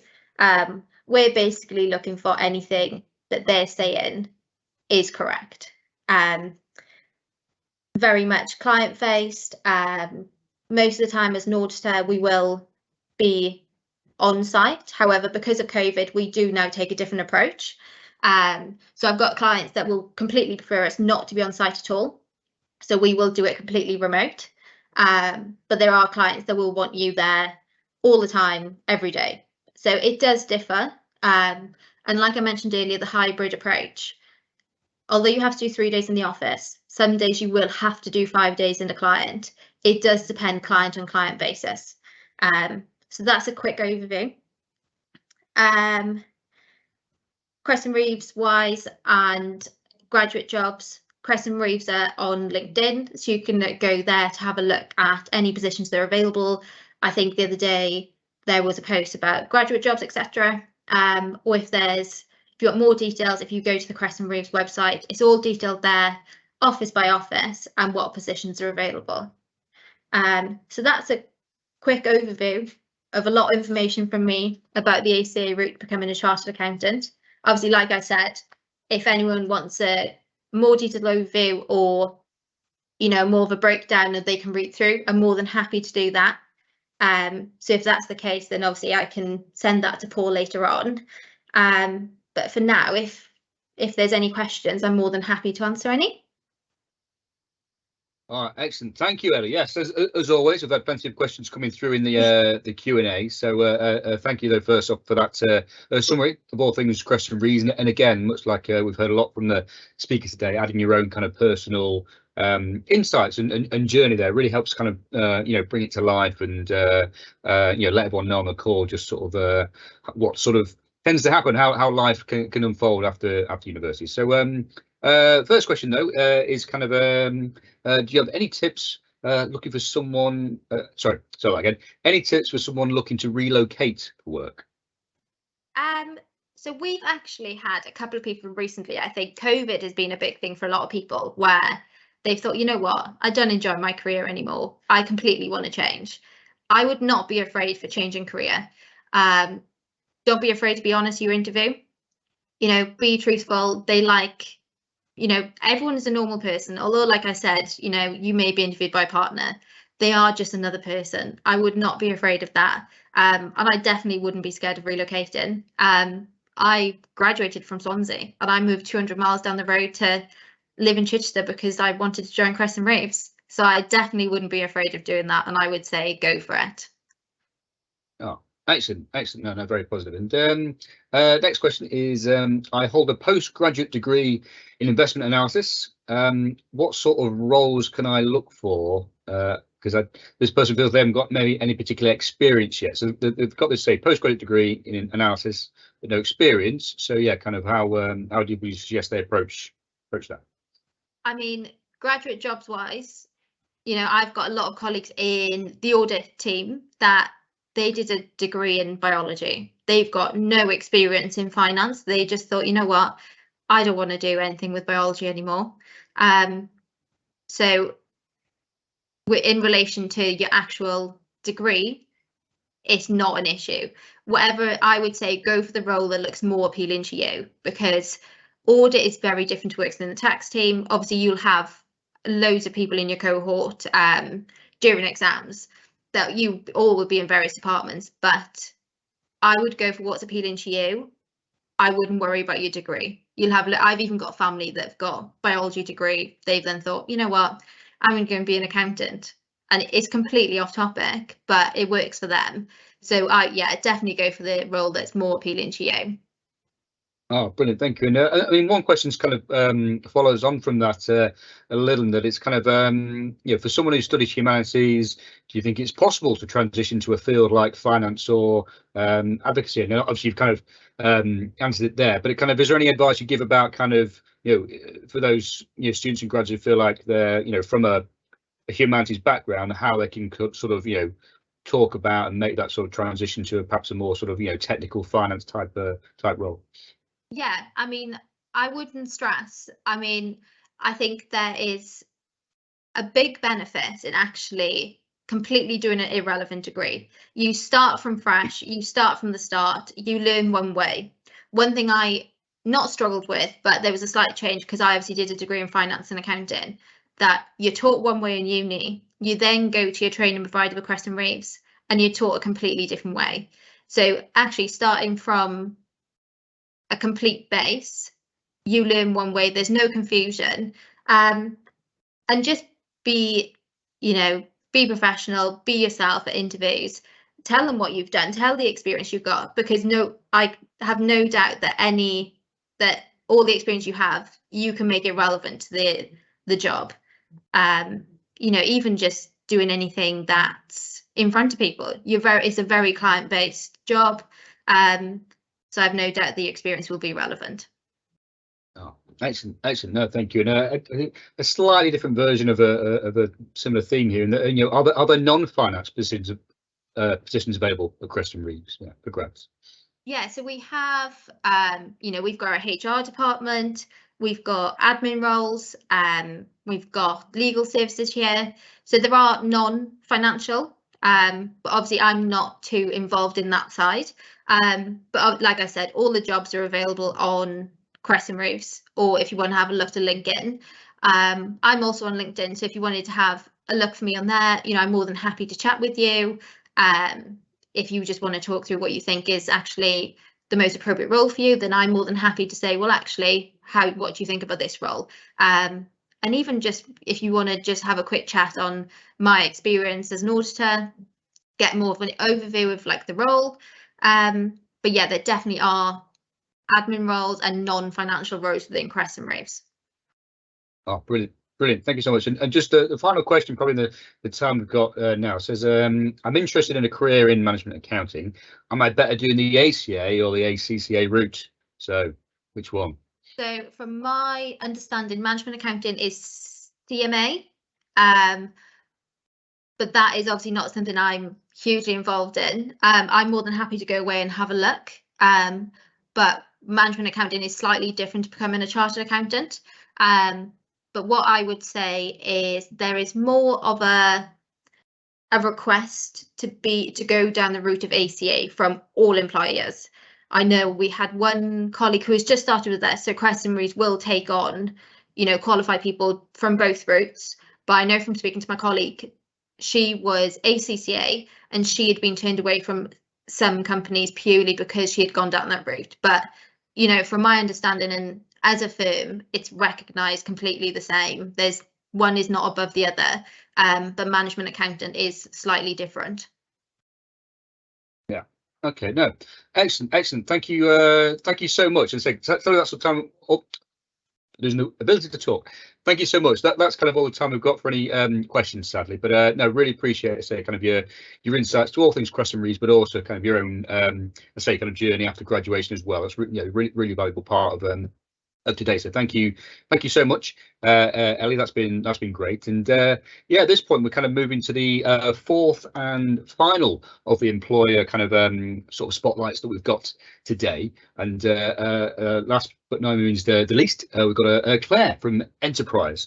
So I'll hand over to Claire now. She's going to tell you all about the sort of graduate opportunities there. So yeah, over to you, Claire. And forgive me, sorry, for those that have just joined, as always, there's a Q&A function.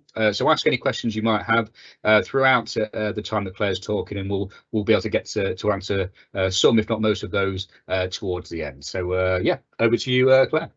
Thank you so much, and I'm hoping you can hear and see me all fine. So I will begin. So thank you so much for the invitation. I'm really excited to be part of this session today, and as my slide says, it's about being part of something big, and that's what I'm going to talk about today when we talk about Enterprise.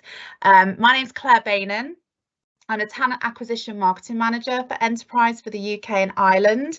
I've just celebrated 20 years with the company, and I started on their graduate scheme, left university, had no clue what I wanted to do. I did a degree in HR at De Montfort University and joined Enterprise, and yes, it's been a whirlwind ever since. So I don't know how much you know about the company, about our opportunities. We've got a really exciting story to tell, so I'm going to just run you through it and offer anybody on this call today an opportunity to interview with us for the opportunities I'm going to cover. So we are the biggest global travel provider in the world. We are huge, and this gives you a little bit of an idea of how big our company is. Enterprise is owned by the Taylor family, so we're still privately owned by the Taylor family, based in North America. And you will probably recognise some of our brands as Enterprise Rent-A-Car, National, Alamo, FlexiRent, Car Club. So there's quite a few brands that we operate with. But today I'm going to talk mainly about Enterprise Rent-A-Car. So this slide just gives you a little bit of an insight into the size of our company. Huge revenue, $23.9 billion, which is huge as an organisation, still privately held. Over 10,000 employees globally. We would have been ranked 12th as the 12th largest company in Forbes. So that's, you know, again, gives you a bit of an idea of size. We now operate in over 100 countries and territories. So we have global presence in a majority of countries now. And we operate the biggest global fleet, than more vehicles than any other company, with over 80,000 employees. So it gives you a little bit of an insight into who we are. Now, as I said, when I went to university, I definitely didn't dream of working in a car rental company. I know nothing about cars. I'm not necessarily into cars, and I think that's a real big myth that sometimes we have to dispel with students when they're looking at career opportunities. What really attracted me to Enterprise was actually the values of the company. It was really important that I worked for an organisation where I felt that I was included and had values that were very similar to my own. So this slide just gives you a flavour of some of those values, and I'm not going to walk through all of these, but for me, we get a lot of time to be able to give back to our local community. We're involved in partnering with FareShare, Children Need, our national partner, the National Literacy Trust, and lots of really brilliant charities. So we are encouraged, and we give paid time off to dedicate time into the local communities. The roles I'm going to talk about today are very customer centric. So we are looking for people who are happy to deal with customers, the general public, and just making sure our customers are taken care of, which is so important to us. And we do work hard, but we are very fun and friendly. So we have lots of fun along the way. So the values that I looked at as an organisation, you never know really if it's just on a website, is it just something that's published, but actually these are the true values of our company. And as I mentioned, just some of the projects we work on. So we really like to give back. We've granted $50 million over the next 50 years to plant 50 million trees. So that's just one of the projects that we've been involved in. And we just support this, and we spend a lot of our time dedicated within our local communities giving back. So let's talk about the roles as well. And I just think it's important to set the scene when we talk about our culture, because we have been recognised as an employer for many different awards, but particularly proud of the awards we've been recognised for around diversity, equity and inclusion. So we want to make sure that when I speak to potential candidates, that everybody is welcome. And we do everything we can to ensure that you have a fantastic experience with us. If you need adjustments through the process, that is totally fine, and we would encourage you to let us know so we can make sure that happens. And we want to have a workforce that mirrors the communities that we operate in, and that's really important. So really just such an important element of our culture at Enterprise. So we are a Times Top 100 graduate employer. Today I'm going to talk about our management training programme. So I started on the management training programme many years ago, and the majority of employees that you come across at Enterprise irrespective of what role they do today, would have started in the entry level role on our management training program.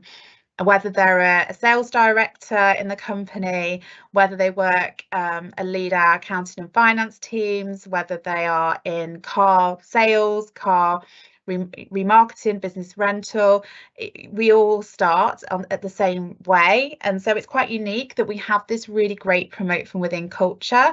But what that means is that when you start, you have so many different opportunities that are open to you throughout the organisation. So I just want to share a little bit about entry level requirements for the graduate management training programme. So you do have to have a driving licence to apply. So a UK driving licence, full driving licence. So we would expect you as you join us to be driving our company vehicles. So that's just one thing that I just want to kind of get that across to the audience. However, if you're unable to drive because of a disability, of course, we'll make the adjustments for that. We take degrees from all disciplines, so you don't need to have a business degree. And again, sometimes that's a myth that we need to dispel. We've got some incredible area managers who are now who study chemistry degrees, accounting and finance, zoology. So we don't ask for a specific degree, and also we will teach you and develop you as you start. So really we're just looking for those two things, a degree, no specific attainment level is put onto that degree, and a driving license. So that's just a entry level requirements. So I just wanted to share a little bit about our model at Enterprise. So we start by hiring amazing talent onto our graduate management training program. We are growing as an organisation, which is really exciting. So we are growing at 25% right now. We're opening new locations all the time. So we bring talent in who are passionate, have a desire to be successful and want to learn, and then they interact with our customers and deliver amazing customer service. And what happens when we deliver great customer service, our customers come back to us and they tell and recommend us to their friends, family and colleagues, which enables us to grow. And as we grow, it means that we can open more branches, and then to open more branches, we need to staff those branches. So that's essentially our model in the UK, and has been our model for the last since 1992 when we first came into the UK. So it's really exciting to see the growth that we're experiencing still. So what skills will you get when you join us on our management training program? So I just wanted to give you a little bit of a flavour of some of the skills that you will grow and develop, one of which is communication. You're going to be working as you join us, and I'll go through the application process and what that looks like. But day to day, once you start, you're going to be interacting with our customers, interacting with the team. You'll be working at one of our branches. But dependent on the branch you start at, it might be a small team, it might be if you're at Heathrow Airport, it might be a big operation, and communication is really important. So making sure that we are really communicating with our customers and ensuring that they're really happy with the service that we provide, and you've got really good communication amongst the team that you work with. I think, again, as I've mentioned, customer service, we just want our customers to leave Enterprise feeling they've had a great experience and they want to come back. That's really important. So we're looking for people who are confident interacting with customers. You will definitely develop time management skills. So when you start, you're on a development program that's designed to last around about 10 months. So it's quite a structured development program, and you get tons of support from our development team, but also within the branch. Lots of your development will be on the job training. So you'll be learning about how to run your own business and become a branch manager. So you'll be learning about accounting and finance, you'll be learning about how to grow and market the branch, you'll be learning how to manage people, but at the same time we have a business to run, so time management is really essential and certainly a key skill that you will develop. We're looking for our future leaders, so we're looking for those that are willing to step up, take on responsibility and become the next, as I said, assistant branch manager, area manager, or a department head for a particular department or division within the business. Marketing and sales, again, we will teach you sales and marketing on the development program that you join, but really essential skills, which I think any role you go into in any industry, sales and marketing is really important. So whether that's selling yourself, selling your brand, whether that's you're practically going out into the marketplace like you do at Enterprise and account manage and look at different ways to grow referrals from that business. You know, you are in the marketplace quite often on the management training program and learning that really from grassroots. The branches work as an isolated business of their own. So in the sense that there'll be a branch that will be in a network of maybe 5 or 6 branches that will have an area manager.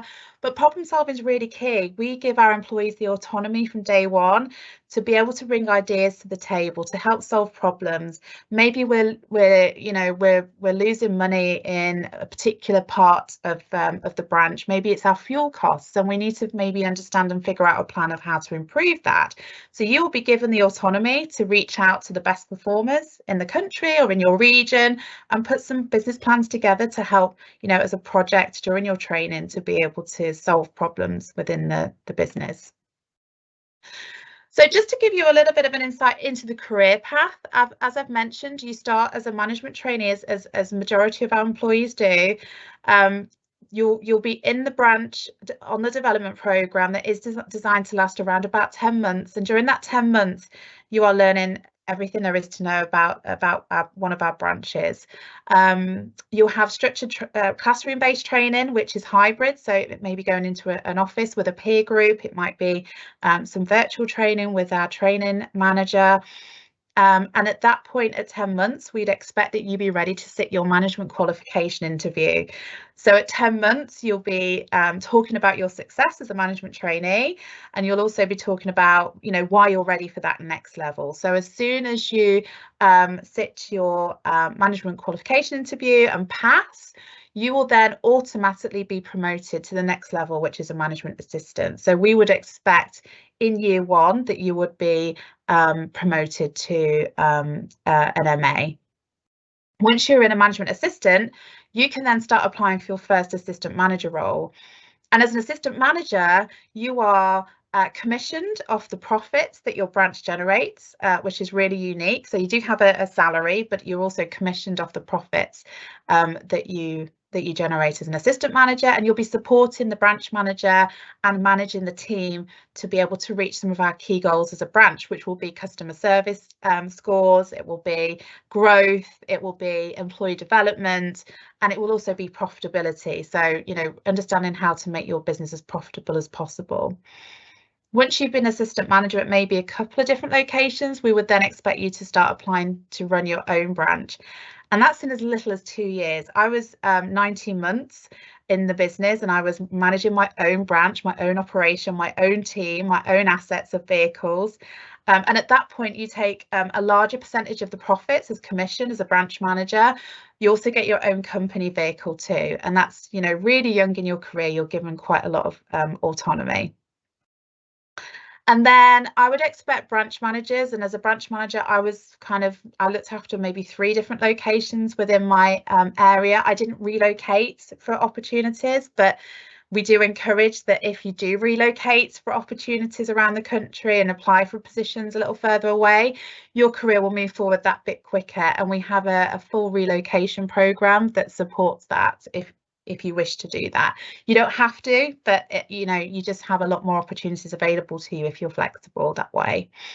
And then from there, you can go from branch manager into to the area manager role, where you are looking after a number of branch offices and go and through that traditional path of operations. Or you can move into, you know, as I've mentioned, lots of different parts of the business. So it's, you know, you create your own career path at Enterprise. My story is I moved from branch manager into training and development, and I was a group HR manager in 5 years of joining Enterprise.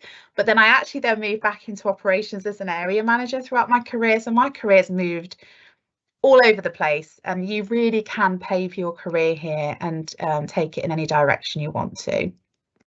So in terms of the application process, the good news is we have no psychometric testing, we have no assessment centres anymore. So we took those out a few years ago. So it is an online application. Careers.enterprise.co.uk is our website. You will then be invited to a virtual interview with one of our recruiters, which is around about 30 to 40 minutes, just to get to know you and make sure you have the competences that we're looking for. If we like you and we want to put you forward, you will then go to one of our branches and you'll have an interview ultimately with the hiring manager, the area manager.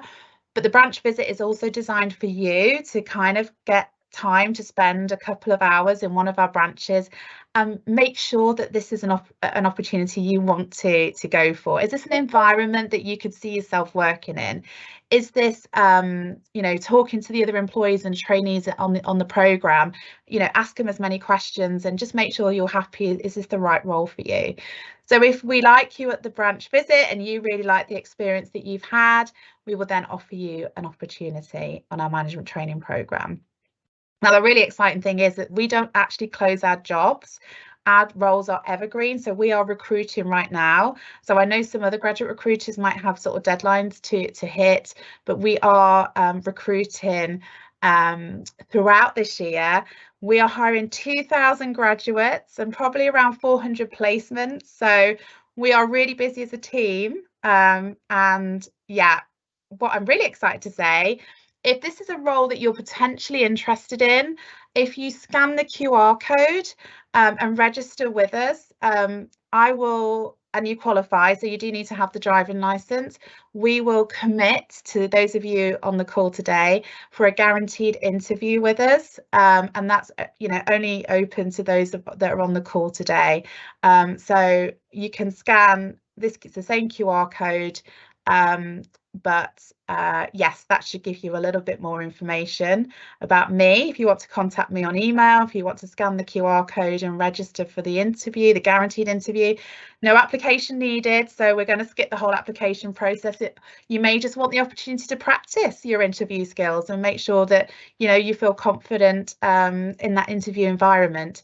But we do ask that you do have the driving license. It can be an EU license too, so you just not have to move that across to a UK license and a bachelor's degree. So yes, and if you want to connect with us through different routes, we are on Instagram, we are on LinkedIn, all the typical social media channels you would probably expect an employer to be on, but we've got some really great content on our YouTube channel and some really great tips on how best to succeed during your interview. So we actually really do support you along the way by giving you some great advice, and you might want to come to one of our drop-in sessions to hear a little bit more about how to be successful in an interview with us. We have our area managers that host those, so they can give you their top tips. So I hope that has been helpful. Excellent. Thank you so much, Claire, for that overview of all things enterprise. And I guess if nothing else today, a guaranteed interview, like I say, kind of scan that QR code, and there we go. So absolutely worth signing up today, if not just for that. So no, it's really good to hear. And we've had various questions come through actually of all types. So in no particular order, I'll just go with the order that they come in. Where the first one is there any particular experience I could get in my last year of uni that would make me stand out in your application process? That's a really good question. And I would say my biggest piece of advice to students is that I think sometimes you worry that you don't have the right experience or enough experience, when actually I think first of all assess the experience you have. So that might not be your typical work experience, but it might be a society that you're in. It could be a volunteering opportunity that you've been part of. It could be that you have caring responsibilities. So first of all, assess what skills you have, because sometimes I think students don't ascertain actually what skills they already hold and can deliver those in a job interview. And then I would say just any experience that for us, we do look for people who may have worked in a customer service type role. So anyone that's worked maybe in a cafe or a bar, or just any role where you would have had to have interacted with a customer. And that's the kind of experience that we look for customer service, don't they? Yeah. Oh, excellent. And this is sort of an unrelated question where somebody's asking, can Enterprise offer any unpaid work experience during the holidays whilst at university? I mean, I guess I'll add on to that kind of, are there any paid opportunities as well? Yeah. I mean, you obviously mentioned the placements, but yeah, what kind of things can people do in between term time with Enterprise? Yeah, we don't offer any unpaid work experience. We always would pay for that. We do have some roles posted right now on our website for summer placements. So if you are, it depends where you are in the country, but we have some positions in the southwest.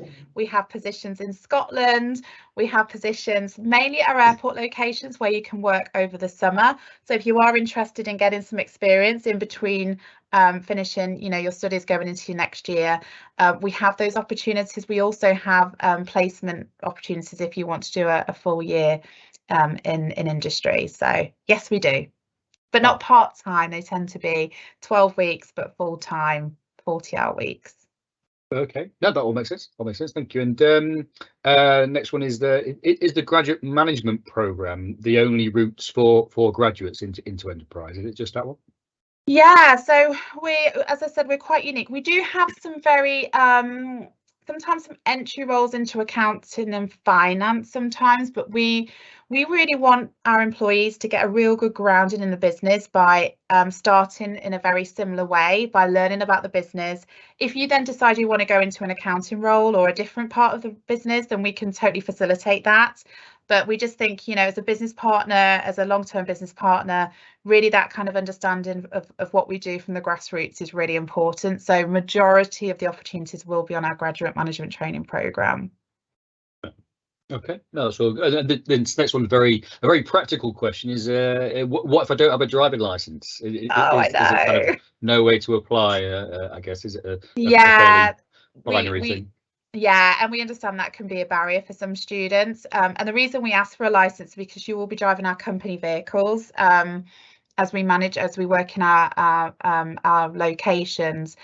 We do have some roles. As I said, we're a big organisation. If you go onto our careers website, we do have some home working roles in like our contact centre, our call centre.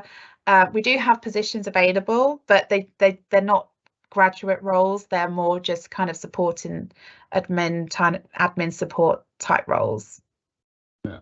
Okay. No, that's all good. And yeah, a couple more still to go. They're coming through thick and fast. One was about kind of the application process, and it mentioned kind of sort of a visit to a local branch. This question is more just what does that entail? Is that more just to get a feel of the place, or what sort of the reason behind kind of having that in the process? Yeah, it's quite unique actually. I think for us, we want to make sure this is an environment that you can see yourself working in. So during that visit, you will have a guide in terms of what you'll be doing on that visit, but you will be observing the day, observing the interaction with customers. You'll probably speak to some of our other management trainees about their training development, how that's going.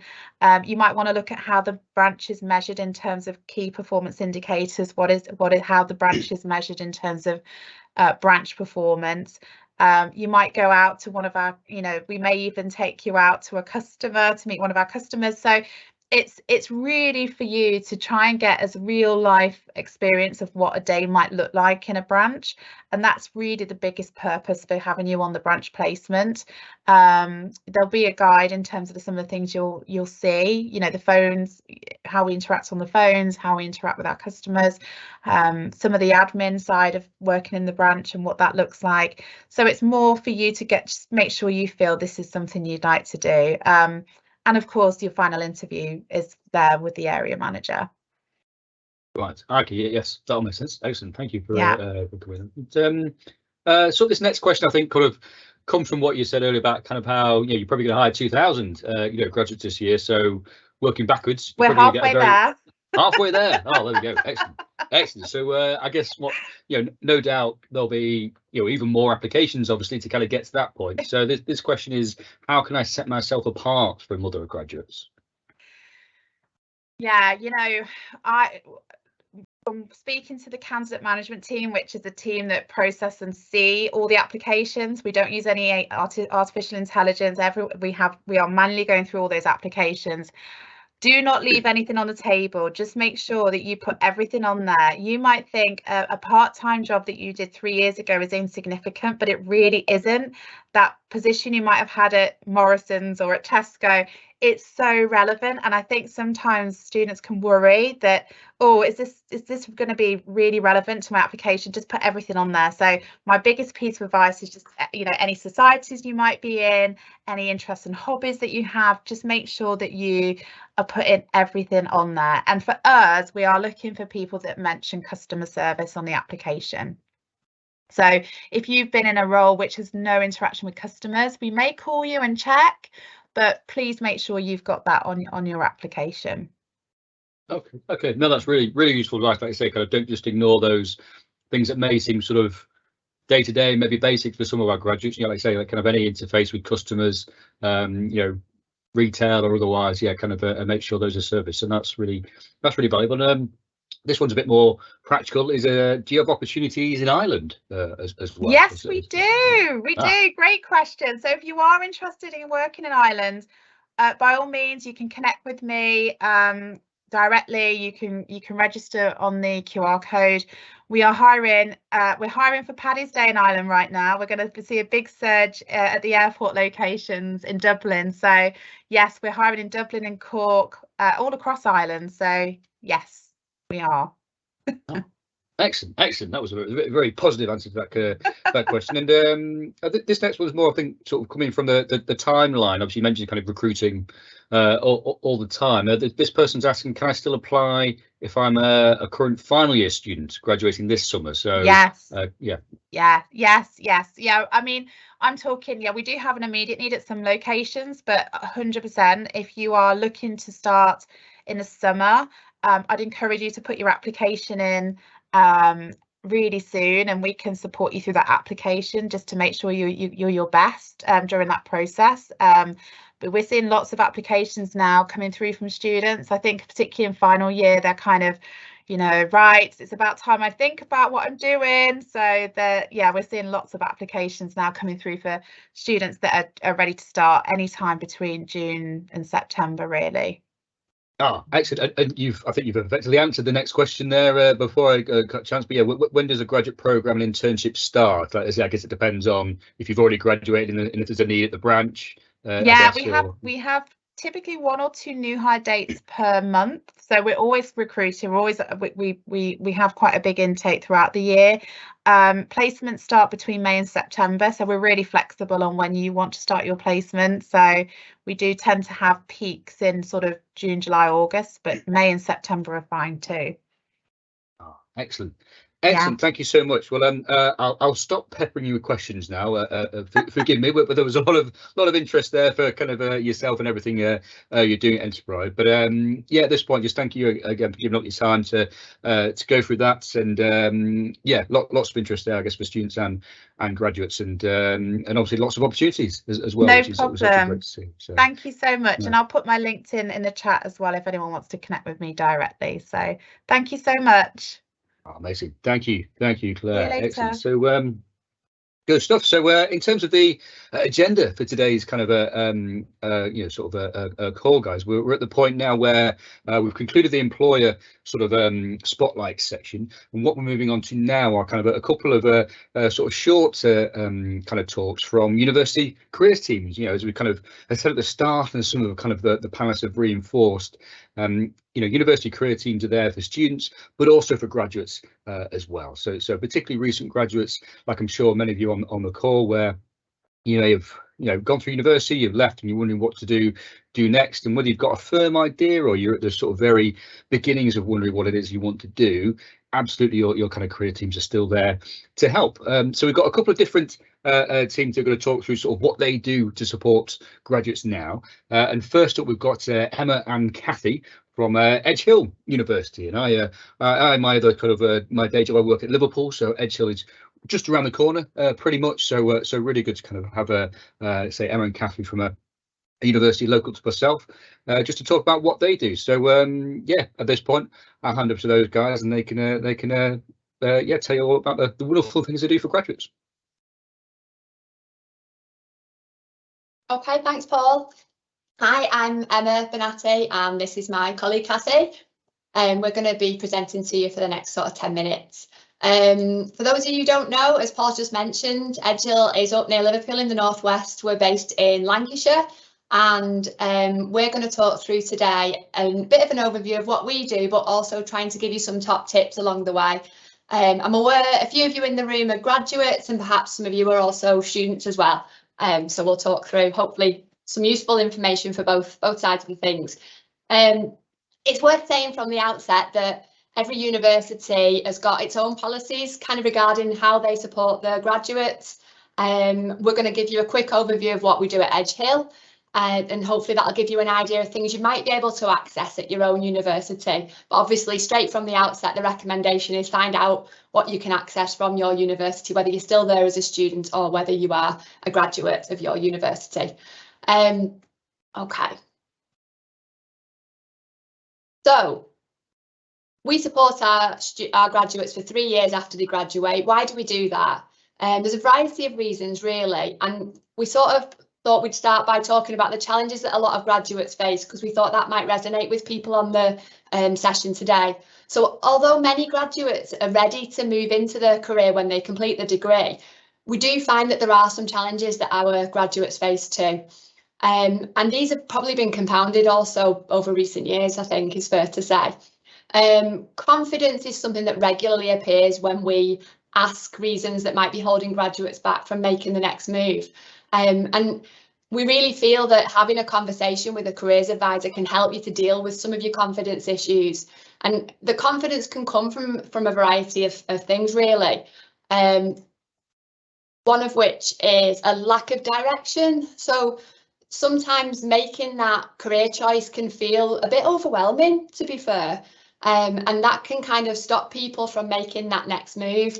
We also think there's quite a bit of pessimism around at the moment about the graduate job market, and I think it's important to sort of make a note that really when you look at some of the labour market trends now, actually the graduate labour market is quite buoyant. There are a few pockets that have been affected by recent years, but overall there are graduate jobs out there, and I think that view is something to kind of try to move away from really.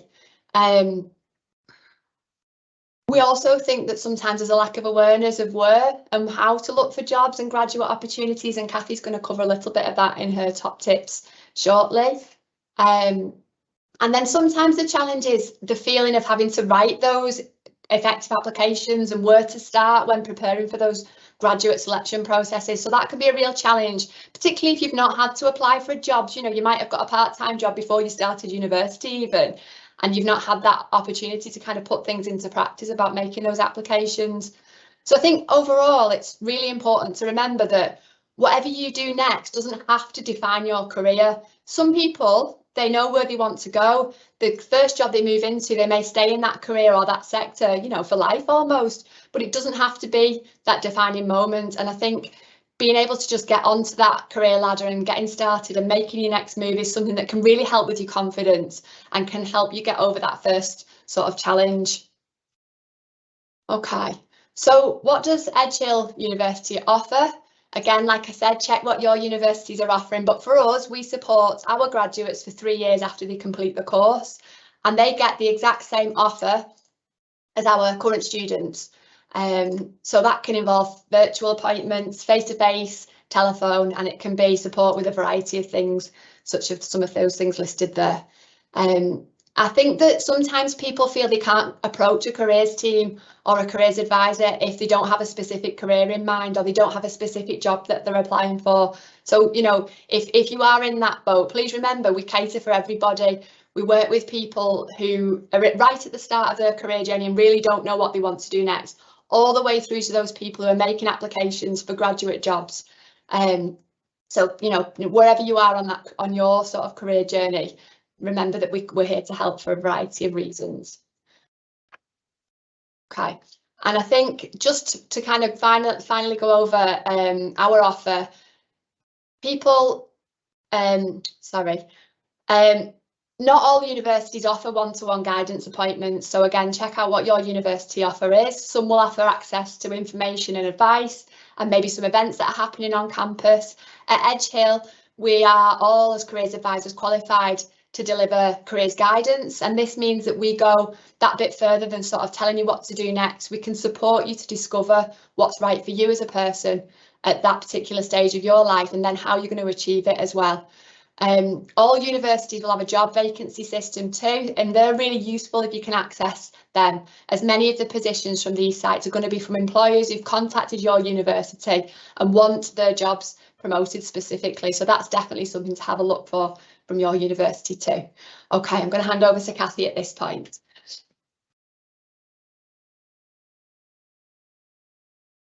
Okay, thanks Emma. So one of the things that we do here at Edge Hill, and a lot of university career services will do this as well, is we constantly carry out research into the graduate labour market, but also into our own graduates, and we look sort of in particular at the issues and challenges that our graduates are facing. And in response to that, we put together courses and services, and we're really trying hard to respond to the issues that our graduates face. And most university career services will be doing that. So one of the things that we do here is we throughout the year, we will put on bespoke courses for graduates. So just a little bit more about those. So recent examples of courses that we've developed here at Edge Hill, and your university might have similar ones are. We had EHU, so that's Edge Hill University Careers Calling, which was they were one-day careers festivals. We actually delivered those through lockdown, so we did those as online careers festivals where we had careers advisors and then graduate employers and alumni all talking about sort of careers and employability issues. We recently did Spring into Success courses, which was a series of weekly courses over a period of weeks that graduates could get involved with, and we had peer support groups for the graduates who were working with us then. And most recently we did a graduate career planning and success course, which I'll say more about in the next slide. So I suppose the message is really that graduate career services offer a range of different courses that are kind of usually tailored to their own graduate cohort. So have a look at what's available for you at your university. So yeah, our graduate career planning and success course, for anybody who might be an Edge Hill graduate watching, that's something we offered this September. Was this sort of August, September was the most recent course. It was an online course which we wrote for our graduates, and it kind of gave step-by-step support to guide graduates both in their career planning but also in their sort of job applications and networking.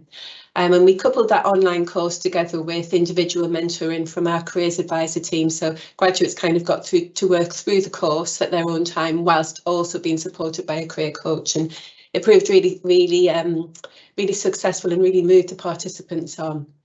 And we covered things like career planning, self-awareness, confidence building, job search, developing skills and experience, building your network, finding and applying for postgraduate courses, and importantly, making effective applications too.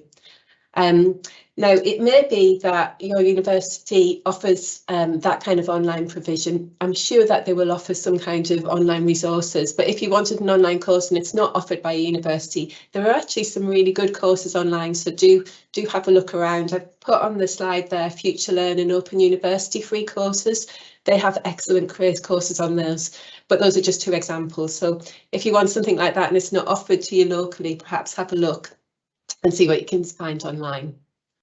So in terms of top tips that we as a service, our kind of thoughts about having worked with graduates and top tips for you as you're sort of doing your graduate job search and career planning.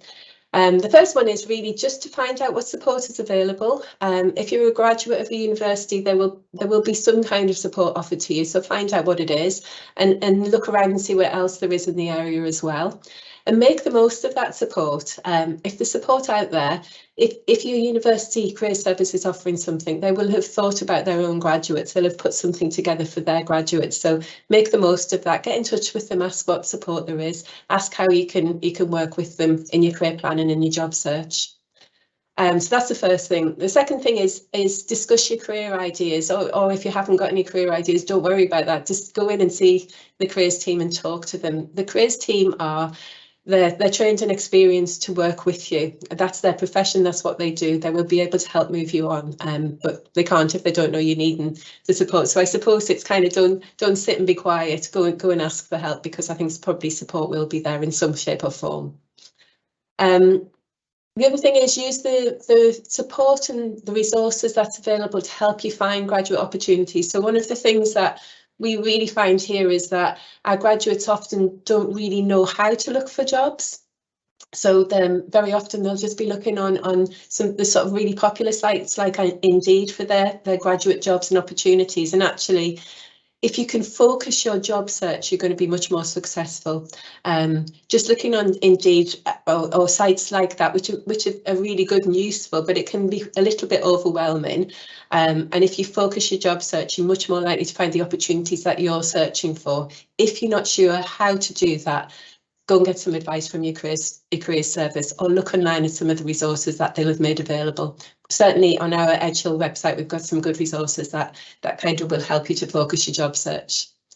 The next tip is to network, really make the most of the network available to you. Network, I mean, you can network locally by going onto LinkedIn and looking at your own graduates from your own university.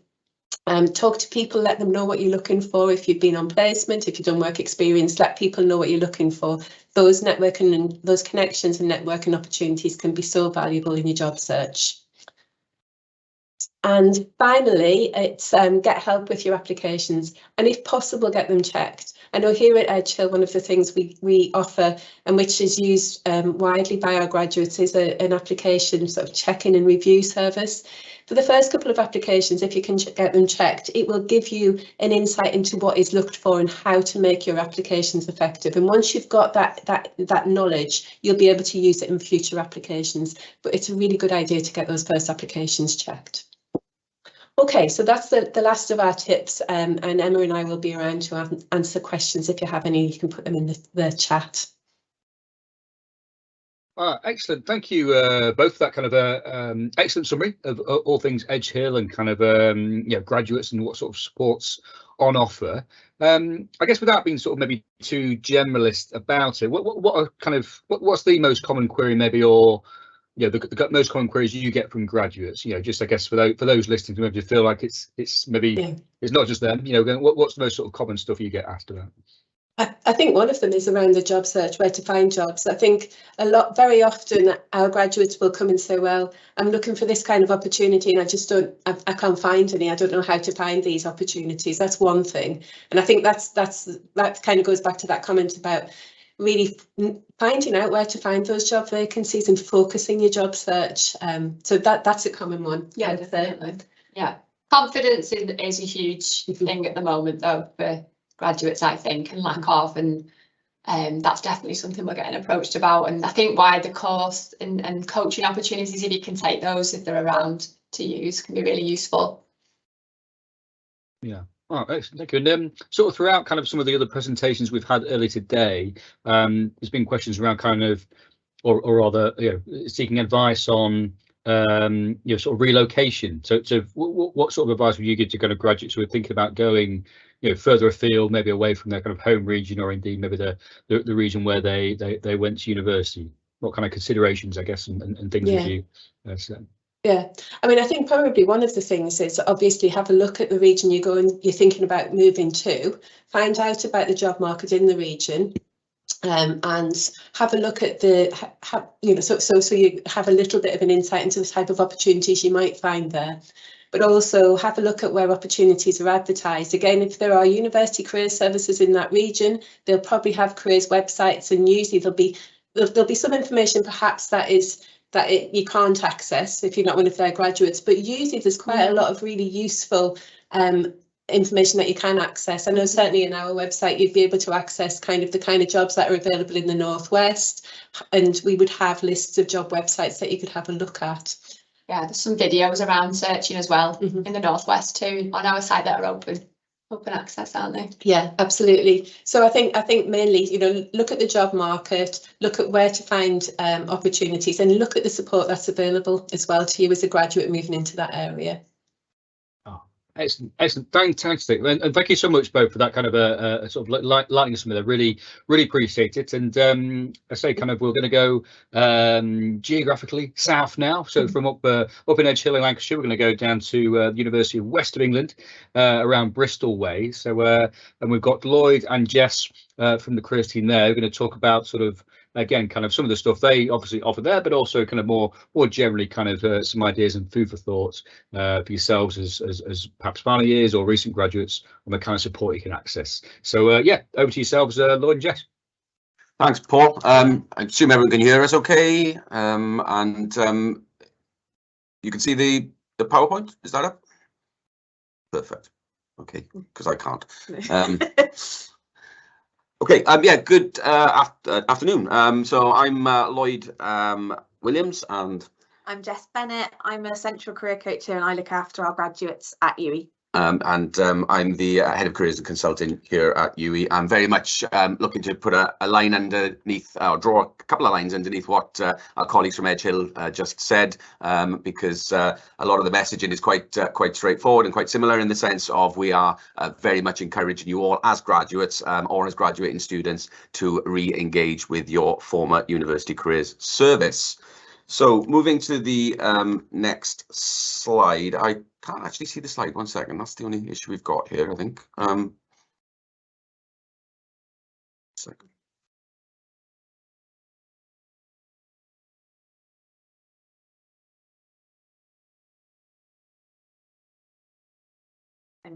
Okay, so hoping. We've moved a slide, probably moved right. Yeah, so right, I'll make a start. Okay. The first kind of piece of advice we want to give, and we're going to talk about a few sort of general and broad pieces of advice, is to become part of that alumni network. So all having graduated from a university, it's undoubtable that your alumni team will have been in touch with you, because what is really, really important as a graduate is to become part of that broader alumni community. And that in itself, community was mentioned earlier, is a route into some significant sort of support and advice. Equally, you will all have, of course, graduated from your particular programs and particular courses. And again, looking for that network, looking for that community, either with your peers or your lecturers, would be a particular angle that we would be encouraging. And here at UWE, we do that in a couple of different ways. We do. So I'm going to just give a bit of a UWE specific example, but similar things will happen across universities all around the country. So one thing we've just had at UWE is our professional practice week, which is aimed at our creative graduates.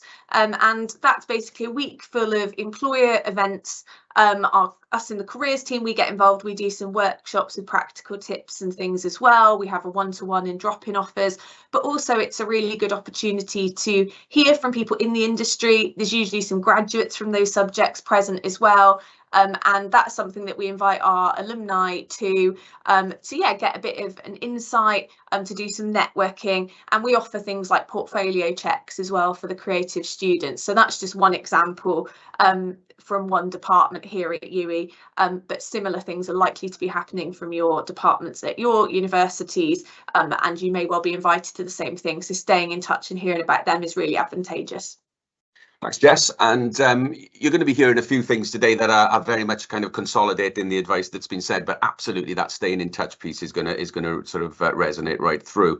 Again, our colleagues from Edge Hill went into some great detail actually about the nature of what we call the kind of fundamentals of a career service, whether that's those professional one-to-one advice services, whether it's the kind of sector-based or industry-based group works, and indeed the range of kind of events where employers would have been coming onto campus whilst you're at university, taking advantage of that afterwards as well, because your university and that alumni piece will be looking to invite you back, as we do here, Jessie. We do. So our big careers fair of the year is called the Get Hired Fair. We have 50+ employers. We've done that both online and in person the last few years.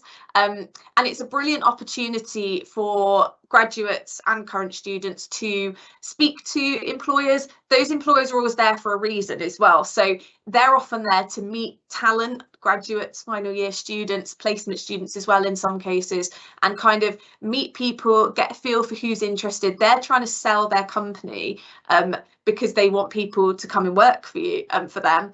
And for you, it's the chance to kind of meet people from different companies, understand a bit more about what's out there, and maybe even get an opportunity, because they do turn up with those available. So if you're invited to those, it's a kind of all-round win for everybody. Yeah, and also I think what you find in these kinds of events you'll get some big employers, the large graduate recruiters, which we'll mention again a couple of times, but also being aware where your university was positioned, they're very likely to have some really good regional connectivity. So make the most of the kinds of internships, the work placement opportunities, and the jobs that are coming out from your particular region. You can do that in a couple of ways that spring to mind. There are the kind of national jobs websites, your Prospect, your Target Connect, the large milk run type sites.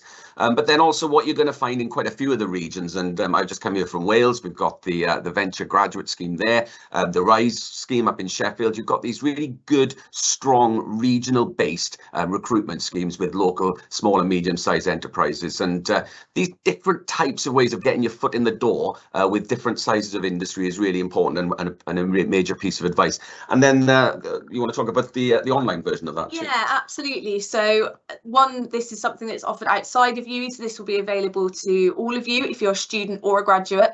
So the Forage is the biggest online internship provider, and I wanted to mention that because I think sometimes you can be in a place where you might be applying for a kind of standard internship, or you might be still trying to navigate your graduate options. This is something everybody can do. It's open to everybody, it's free to access, and it's a great way of just putting your skills into action without going through a kind of application process and things. So the Forage basically have real companies that offer live kind of client briefs, and you can sign up to that. You can get started today if you wanted to. We've got a link to that site at the end as well. And basically the value of all internships is basically that putting your skills into action, showing employers that you're still gaining and developing skills, even if you haven't quite secured that graduate job. So I wanted to mention that one because internships do come in all shapes and sizes these days. And I think Ed Hill mentioned about confidence, and I think internships are one of the best things people can do to kind of gain confidence in their skills and see how they can be applied. Yeah, and that leads nicely actually to something that I just wanted to touch upon in terms of confidence and in terms of different backgrounds and people overcoming kind of challenges in the labour market due to a variety of different reasons. And I think what we wanted to offer a little bit of reassurance and indeed a bit of indication of the kinds of support out there that recognises that students and graduates today come from very many different backgrounds, and the considerations about the sort of obstacles and challenges are in the minds of employers, and they're in the minds of the career services that are supporting you. We wanted to sort of acknowledge the fact that from a kind of, we call it a social mobility background, but for our graduates who may be first generation into graduate jobs, that almost all career services will be looking to sort of help you kind of navigate that environment, understand some of the nuts and bolts of that environment, and explaining it and helping you in as an individual who may be going through it for the first time. But also recognizing that different groups, due to their particular background, might be needing sort of additional support and help into the labour market, and employers very much recognize that. And some really great schemes have emerged over the last few years: the 10,000 Black Intern Scheme, the 10,000 Able Intern Scheme, helping those people who have particular challenges to sort of navigate the labour market. And something at UWE here, we work around a broad range of equality, diversity, inclusivity issues, and the UWE Cares is something that we're also proud of. Yeah, absolutely. So our UWE Cares team at UWE, they're not within the career service, but we work very closely with them. They look after all of our care experienced and students who act as carers as well. And we really acknowledge through their expertise and their research that those are groups that do really value that additional support. So at UWE, any student who is care experienced or has been a carer during their studies, we actually offer them an additional 2 years of one-to-one and event access, and we also do some outreach with them. So rather than kind of waiting for those graduates to come to us, in acknowledgement of the fact that they often have a lot more responsibilities and potentially challenges, we actually kind of outreach to them. They're caseloaded, so they get one specific career coach that works with them on their journey, so that person's very familiar with their particular story and journey and aims. And yeah, they also get invited to events, and we'll kind of tell them about different schemes like the 10,000 Black interns, 10,000 able interns, and others besides that are kind of specially designed for them. Like Lloyd said, it's a big piece for universities. Universities are really aware that different groups have different challenges, and almost all universities will be doing something to directly tackle that. So get in touch with your university, see what's out there if you feel like you might be represented by one of these groups. Thanks, Jess. And perhaps a kind of tangential kind of point in relation to that is the fact that, and I hope it's coming through loud and clear today, that your University Careers Service are able to sort of reach out and work with you in a variety of different ways. You know, obviously the face-to-face, the events have been referenced, the schemes have come to the fore, but also, you know, there is a whole digital kind of landscape out there as well. And we know that, you know, people move on from the place that they graduated from. So that connectivity via the digital landscape is important.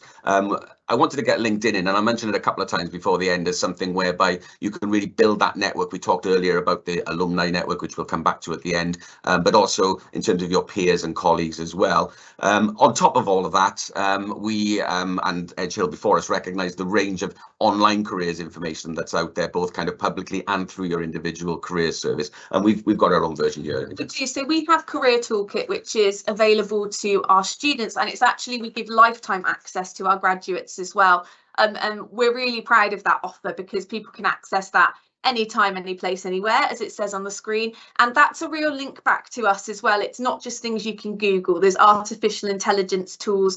You can get your CV reviewed by our careers team. You can get some email guidance. And there's also interview simulators, and we've really curated the graduate part of that website so it has really specific niche targeted information, recorded workshops, etc. for those groups. And again, most universities will have some kind of offer in this way that you would probably benefit from a lot. And that kind of niche piece, and I'm conscious we are running a little bit out of time here. We also want to mention the fact that almost all universities, again, probably all, would have a clear kind of line of sight for those who are looking at enterprise and entrepreneurship as a career outcome. We know that graduates, depending on the university, can be anywhere from 5 to 10% on an annual basis, will be looking at business startup or freelancing as their route into a graduate profession, and that is acknowledged in terms of the kinds of support that universities provide. Incubators where you can actually find some place to actually sort of spend a year building your business, getting good support from the university team or the local regional kind of business support teams is a key part of this. And then also working with those teams if you're a freelancer to perhaps look at the sort of some of the nuances and the nuts and bolts in relation to self-employment, tax, etc. Universities and their career services and their enterprise team will work hand in hand these days, very much kind of keep that in mind. Yeah, and I just wanted to very quickly note something called a portfolio career, which is something that I know is really appealing to our graduates who want to go into self-employed graduate options. So a portfolio career is kind of roughly equivalent to a normal full-time career, but is usually made up of at least 2 roles. One of those is often a freelance or self-employed option. And we find that's the most common way that graduates start off with their business. It's a huge transition to go from full-time study into full-time self-employment. So that portfolio career option is out there. It's very common for graduates. So I just wanted to note that because I think, yeah, the idea of kind of hopping from student to entrepreneur can feel a bit daunting, but there's lots of advice out there on building a portfolio career, and it gives a lot of flexibility to people who want to go down that self-employed route as well. Yeah, these different pockets of support, I think, recognise the fact that there isn't a linear kind of careers progression for many these days. There are opportunities clearly to get your foot in the door, but we recognise that there's a range of support needed, and hopefully that's come through today. But just want to end where we started, really, which was kind of talking a little bit about that build of community, that reach back to the university, both the support the career services provide, the alumni network that may be at your disposal, the kinds of events that come on. please look to kind of maximize that network as best you can. And I think that resonates with what Edge Hill was saying earlier. We're very keen to sort of keep our graduates in connection with each other, and we do that through a mentoring scheme here. Yes, we have a platform that all UE graduates are invited to join called Alumni Connect. And basically, it's people who are really passionate about what they do, who want to help people enter that industry. I've seen kind of students asking for mentors, and the value that can bring kind of grow a lot in the last few years. I think especially with COVID and it feeling like a kind of more challenging transition. So speaking to people who have been there and have done that is such a valuable thing. And often you'll find that people are really willing to do that. They really want to promote their industry and help people in a position that they were most likely in themselves at one point. Yeah, thanks, Jess, and thanks everybody for listening. We'll send some links and connections around for afterwards. But yeah, community and connect and use your career service. Thanks, Paul. Absolutely. Magic. No, thank you so much, both of you. Yeah, really good, comprehensive overview there. And yeah, particularly like the focus as you put there, kind of on digital tools, because obviously, we'd hate for any graduates to think that to still use their career service, you've got to be in the city or region where that university was. A lot of support, indeed almost all of it these days, available online. There's all sorts of digital tools. So really good point to mention there. So thank you so much. So at this point of the events, we're sort of going on to sort of, I guess, the third voice in all this. So we've heard from employers, we've heard from kind of careers teams. Now we're going to hear from some recent graduates themselves. So without further ado, I'm going to hand over to Abhinav, who's going to talk about his experience as a recent graduate, and then he'll introduce Tanya as well, just to give you that kind of sort of advice straight from the horse's mouth, as it were. So yeah, over to yourself, Abhinav. Thank you so much for that, Paul. Yeah, so quickly, just to introduce myself, my name is Abhinav Dwivedi. I'm currently working with Mazars as a senior consultant within the technology and digital team. I joined Mazars as an experienced consultant. My journey to finding an employer, finding a job, and finally getting with Mazars was kind of similar to what most of the international students do. I came to the UK as an international student to pursue my master's in international business from the University of Leeds. Now, I did have prior work experience back in India as well, but I always had that thought in mind. Being an international student, it would be a added advantage for me if I also did some part-time work or gain some work experience here in the UK as well. So that was one of my primary goals to work towards your employability. So the first thing was I worked part-time at my university's career service, which was a best way, in my opinion, to get the work experience side of things as well, and understand through the challenges that other students face, how what are the different challenges, how the applications are done, and the other things. Moving on, there was an additional side apart from my academics and working part-time. I also focused to get some extracurricular activities as well. So I engaged, I volunteered for the student representative role. So I was a student representative in for my course altogether. So which kind of helped me distinguish my CV even further. Through this experience, I was able to get a lot of things, and as if you will engage with your career service, you will get to know a lot of things like star format of creating your resume. How do you actually identify those day-to-day experiences and create them in a format that articulates and ties back to what the job description says for a particular role and what the employer is looking for. Apart from that, as I think someone mentioned earlier as well, focusing on the leverages that are provided by the university and the job portal, and some Forage as well, as an example. These kind of resources can be very helpful. For me, when I was a master's student, it was almost every second or third day I would go to the university's job portal or some other websites, let's say Student Circus, or if I have specified companies that I'm aiming for, I would check their webpage time to time. Apart from that, Forage actually, like, is one of the very good resources that you can leverage. It's free of cost, and I think like it gives you very specific work experience on a very specific role for like in different companies. That way, even if you do not intend to go for a role, at least you can experience and reflect back if you really want to get into that kind of role. And lastly, like, LinkedIn Learning is also one of the good resources that helps you brand yourself on LinkedIn and other social media. All of these things aside, I think the main thing I felt was the most helpful and would get you to see the results in terms of like, landing interviews and like, getting through that application stage is networking.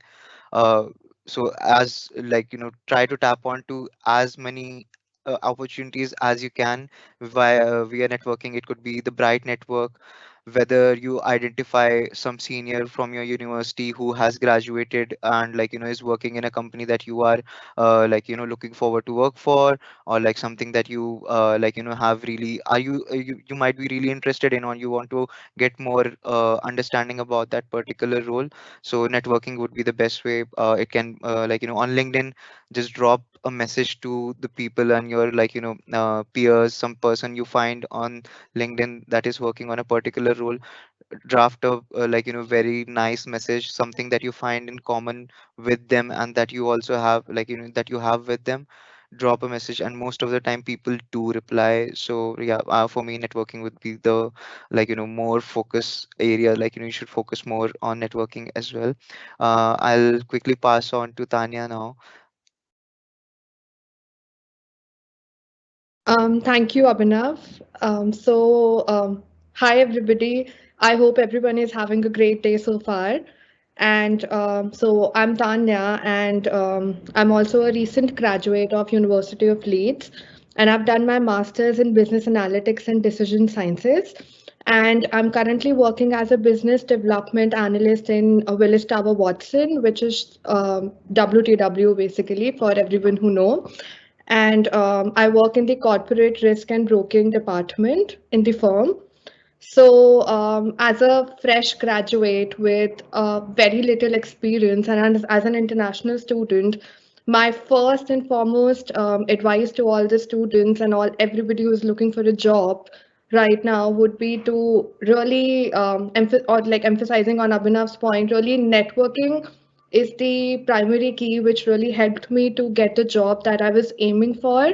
And as I was also working as a peer support assistant in the career center of University of Leeds, and it was the exact exposure that I was looking for because it really helped me to grow personally and professionally, and to understand the job market and to understand what one needs to do in order to land their dream job.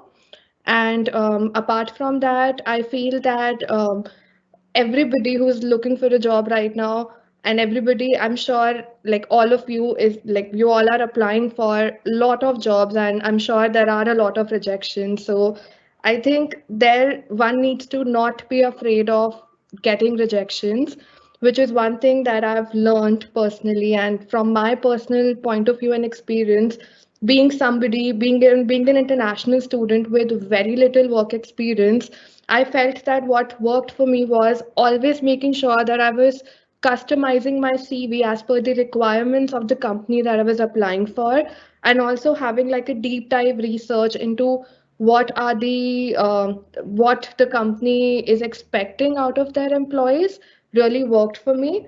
And apart from that, connecting to different people and understanding their point of view and their experiences also played a pivotal part in my journey as landing as a role as a business development analyst in WTW. So that's also been one thing that I would suggest everyone to do, to start early and to always make sure that you're editing your CV as per the requirements. You're making sure that you know what experiences the company is looking for and what you should be putting in your CV. And of course, making use of the great resources that are available with the university and with the career center. So that's what I would advise to everybody. Thank you.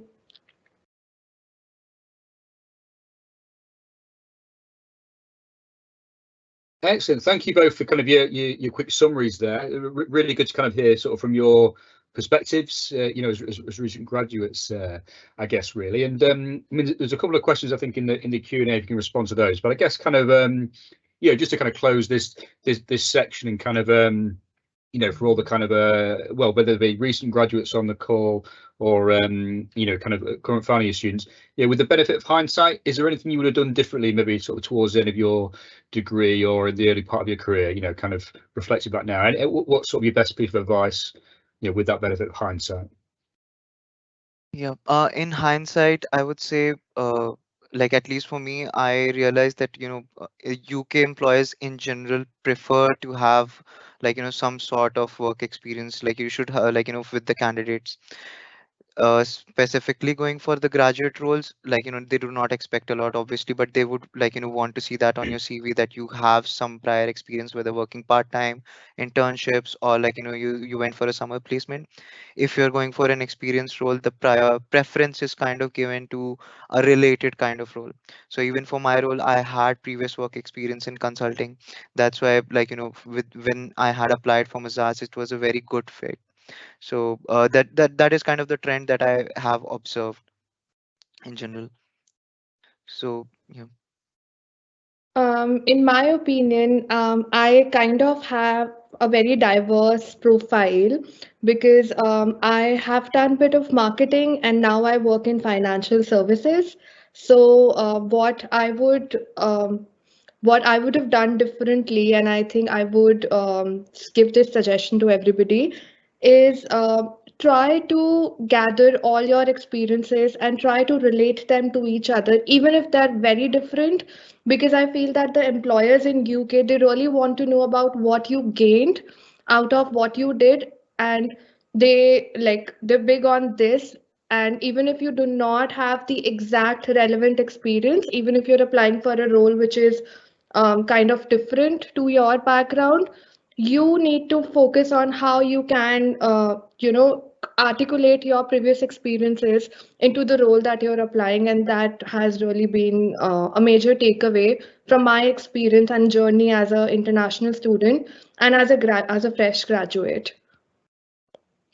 Excellent, excellent. Thank you both so much for your reflections and advice there. You know, really do appreciate it. It really is valuable for, say, both current students and recent graduates to get an idea of what to expect and what to kind of maybe look out for and think about. So, thank you so much. And at this point, I say that's the end of today's event. So, really, all that's left me to say is to obviously thank everyone at the National Careers Service and also at AGCAS who put this event together in the first place. Really great collaboration that we've done for a couple of years now, and let's say kind of the feedback is always very positive in terms of sort of just the different voices that you get to hear from as part of this event. And on that note, you know, thank you to all the people we've heard from today, all our speakers, be those the kind of employers we heard from at the start, Stephen at the National Careers Service, obviously our colleagues who are currently in university careers teams, and obviously just lastly, Abhinav and Tanya just there now. So I say kind of there's a couple of kind of prompts there on screen of sort of just where you can go next for kind of any advice, you know, be it the National Careers Service or let's say the university careers team where you studied or indeed may still be studying. So yeah, thanks again for logging on. Hope today's been useful, inspiring and kind of informative, and yeah, just wish you all the best in the future, whatever it is that you go on to do. And yeah, have a great rest of your week.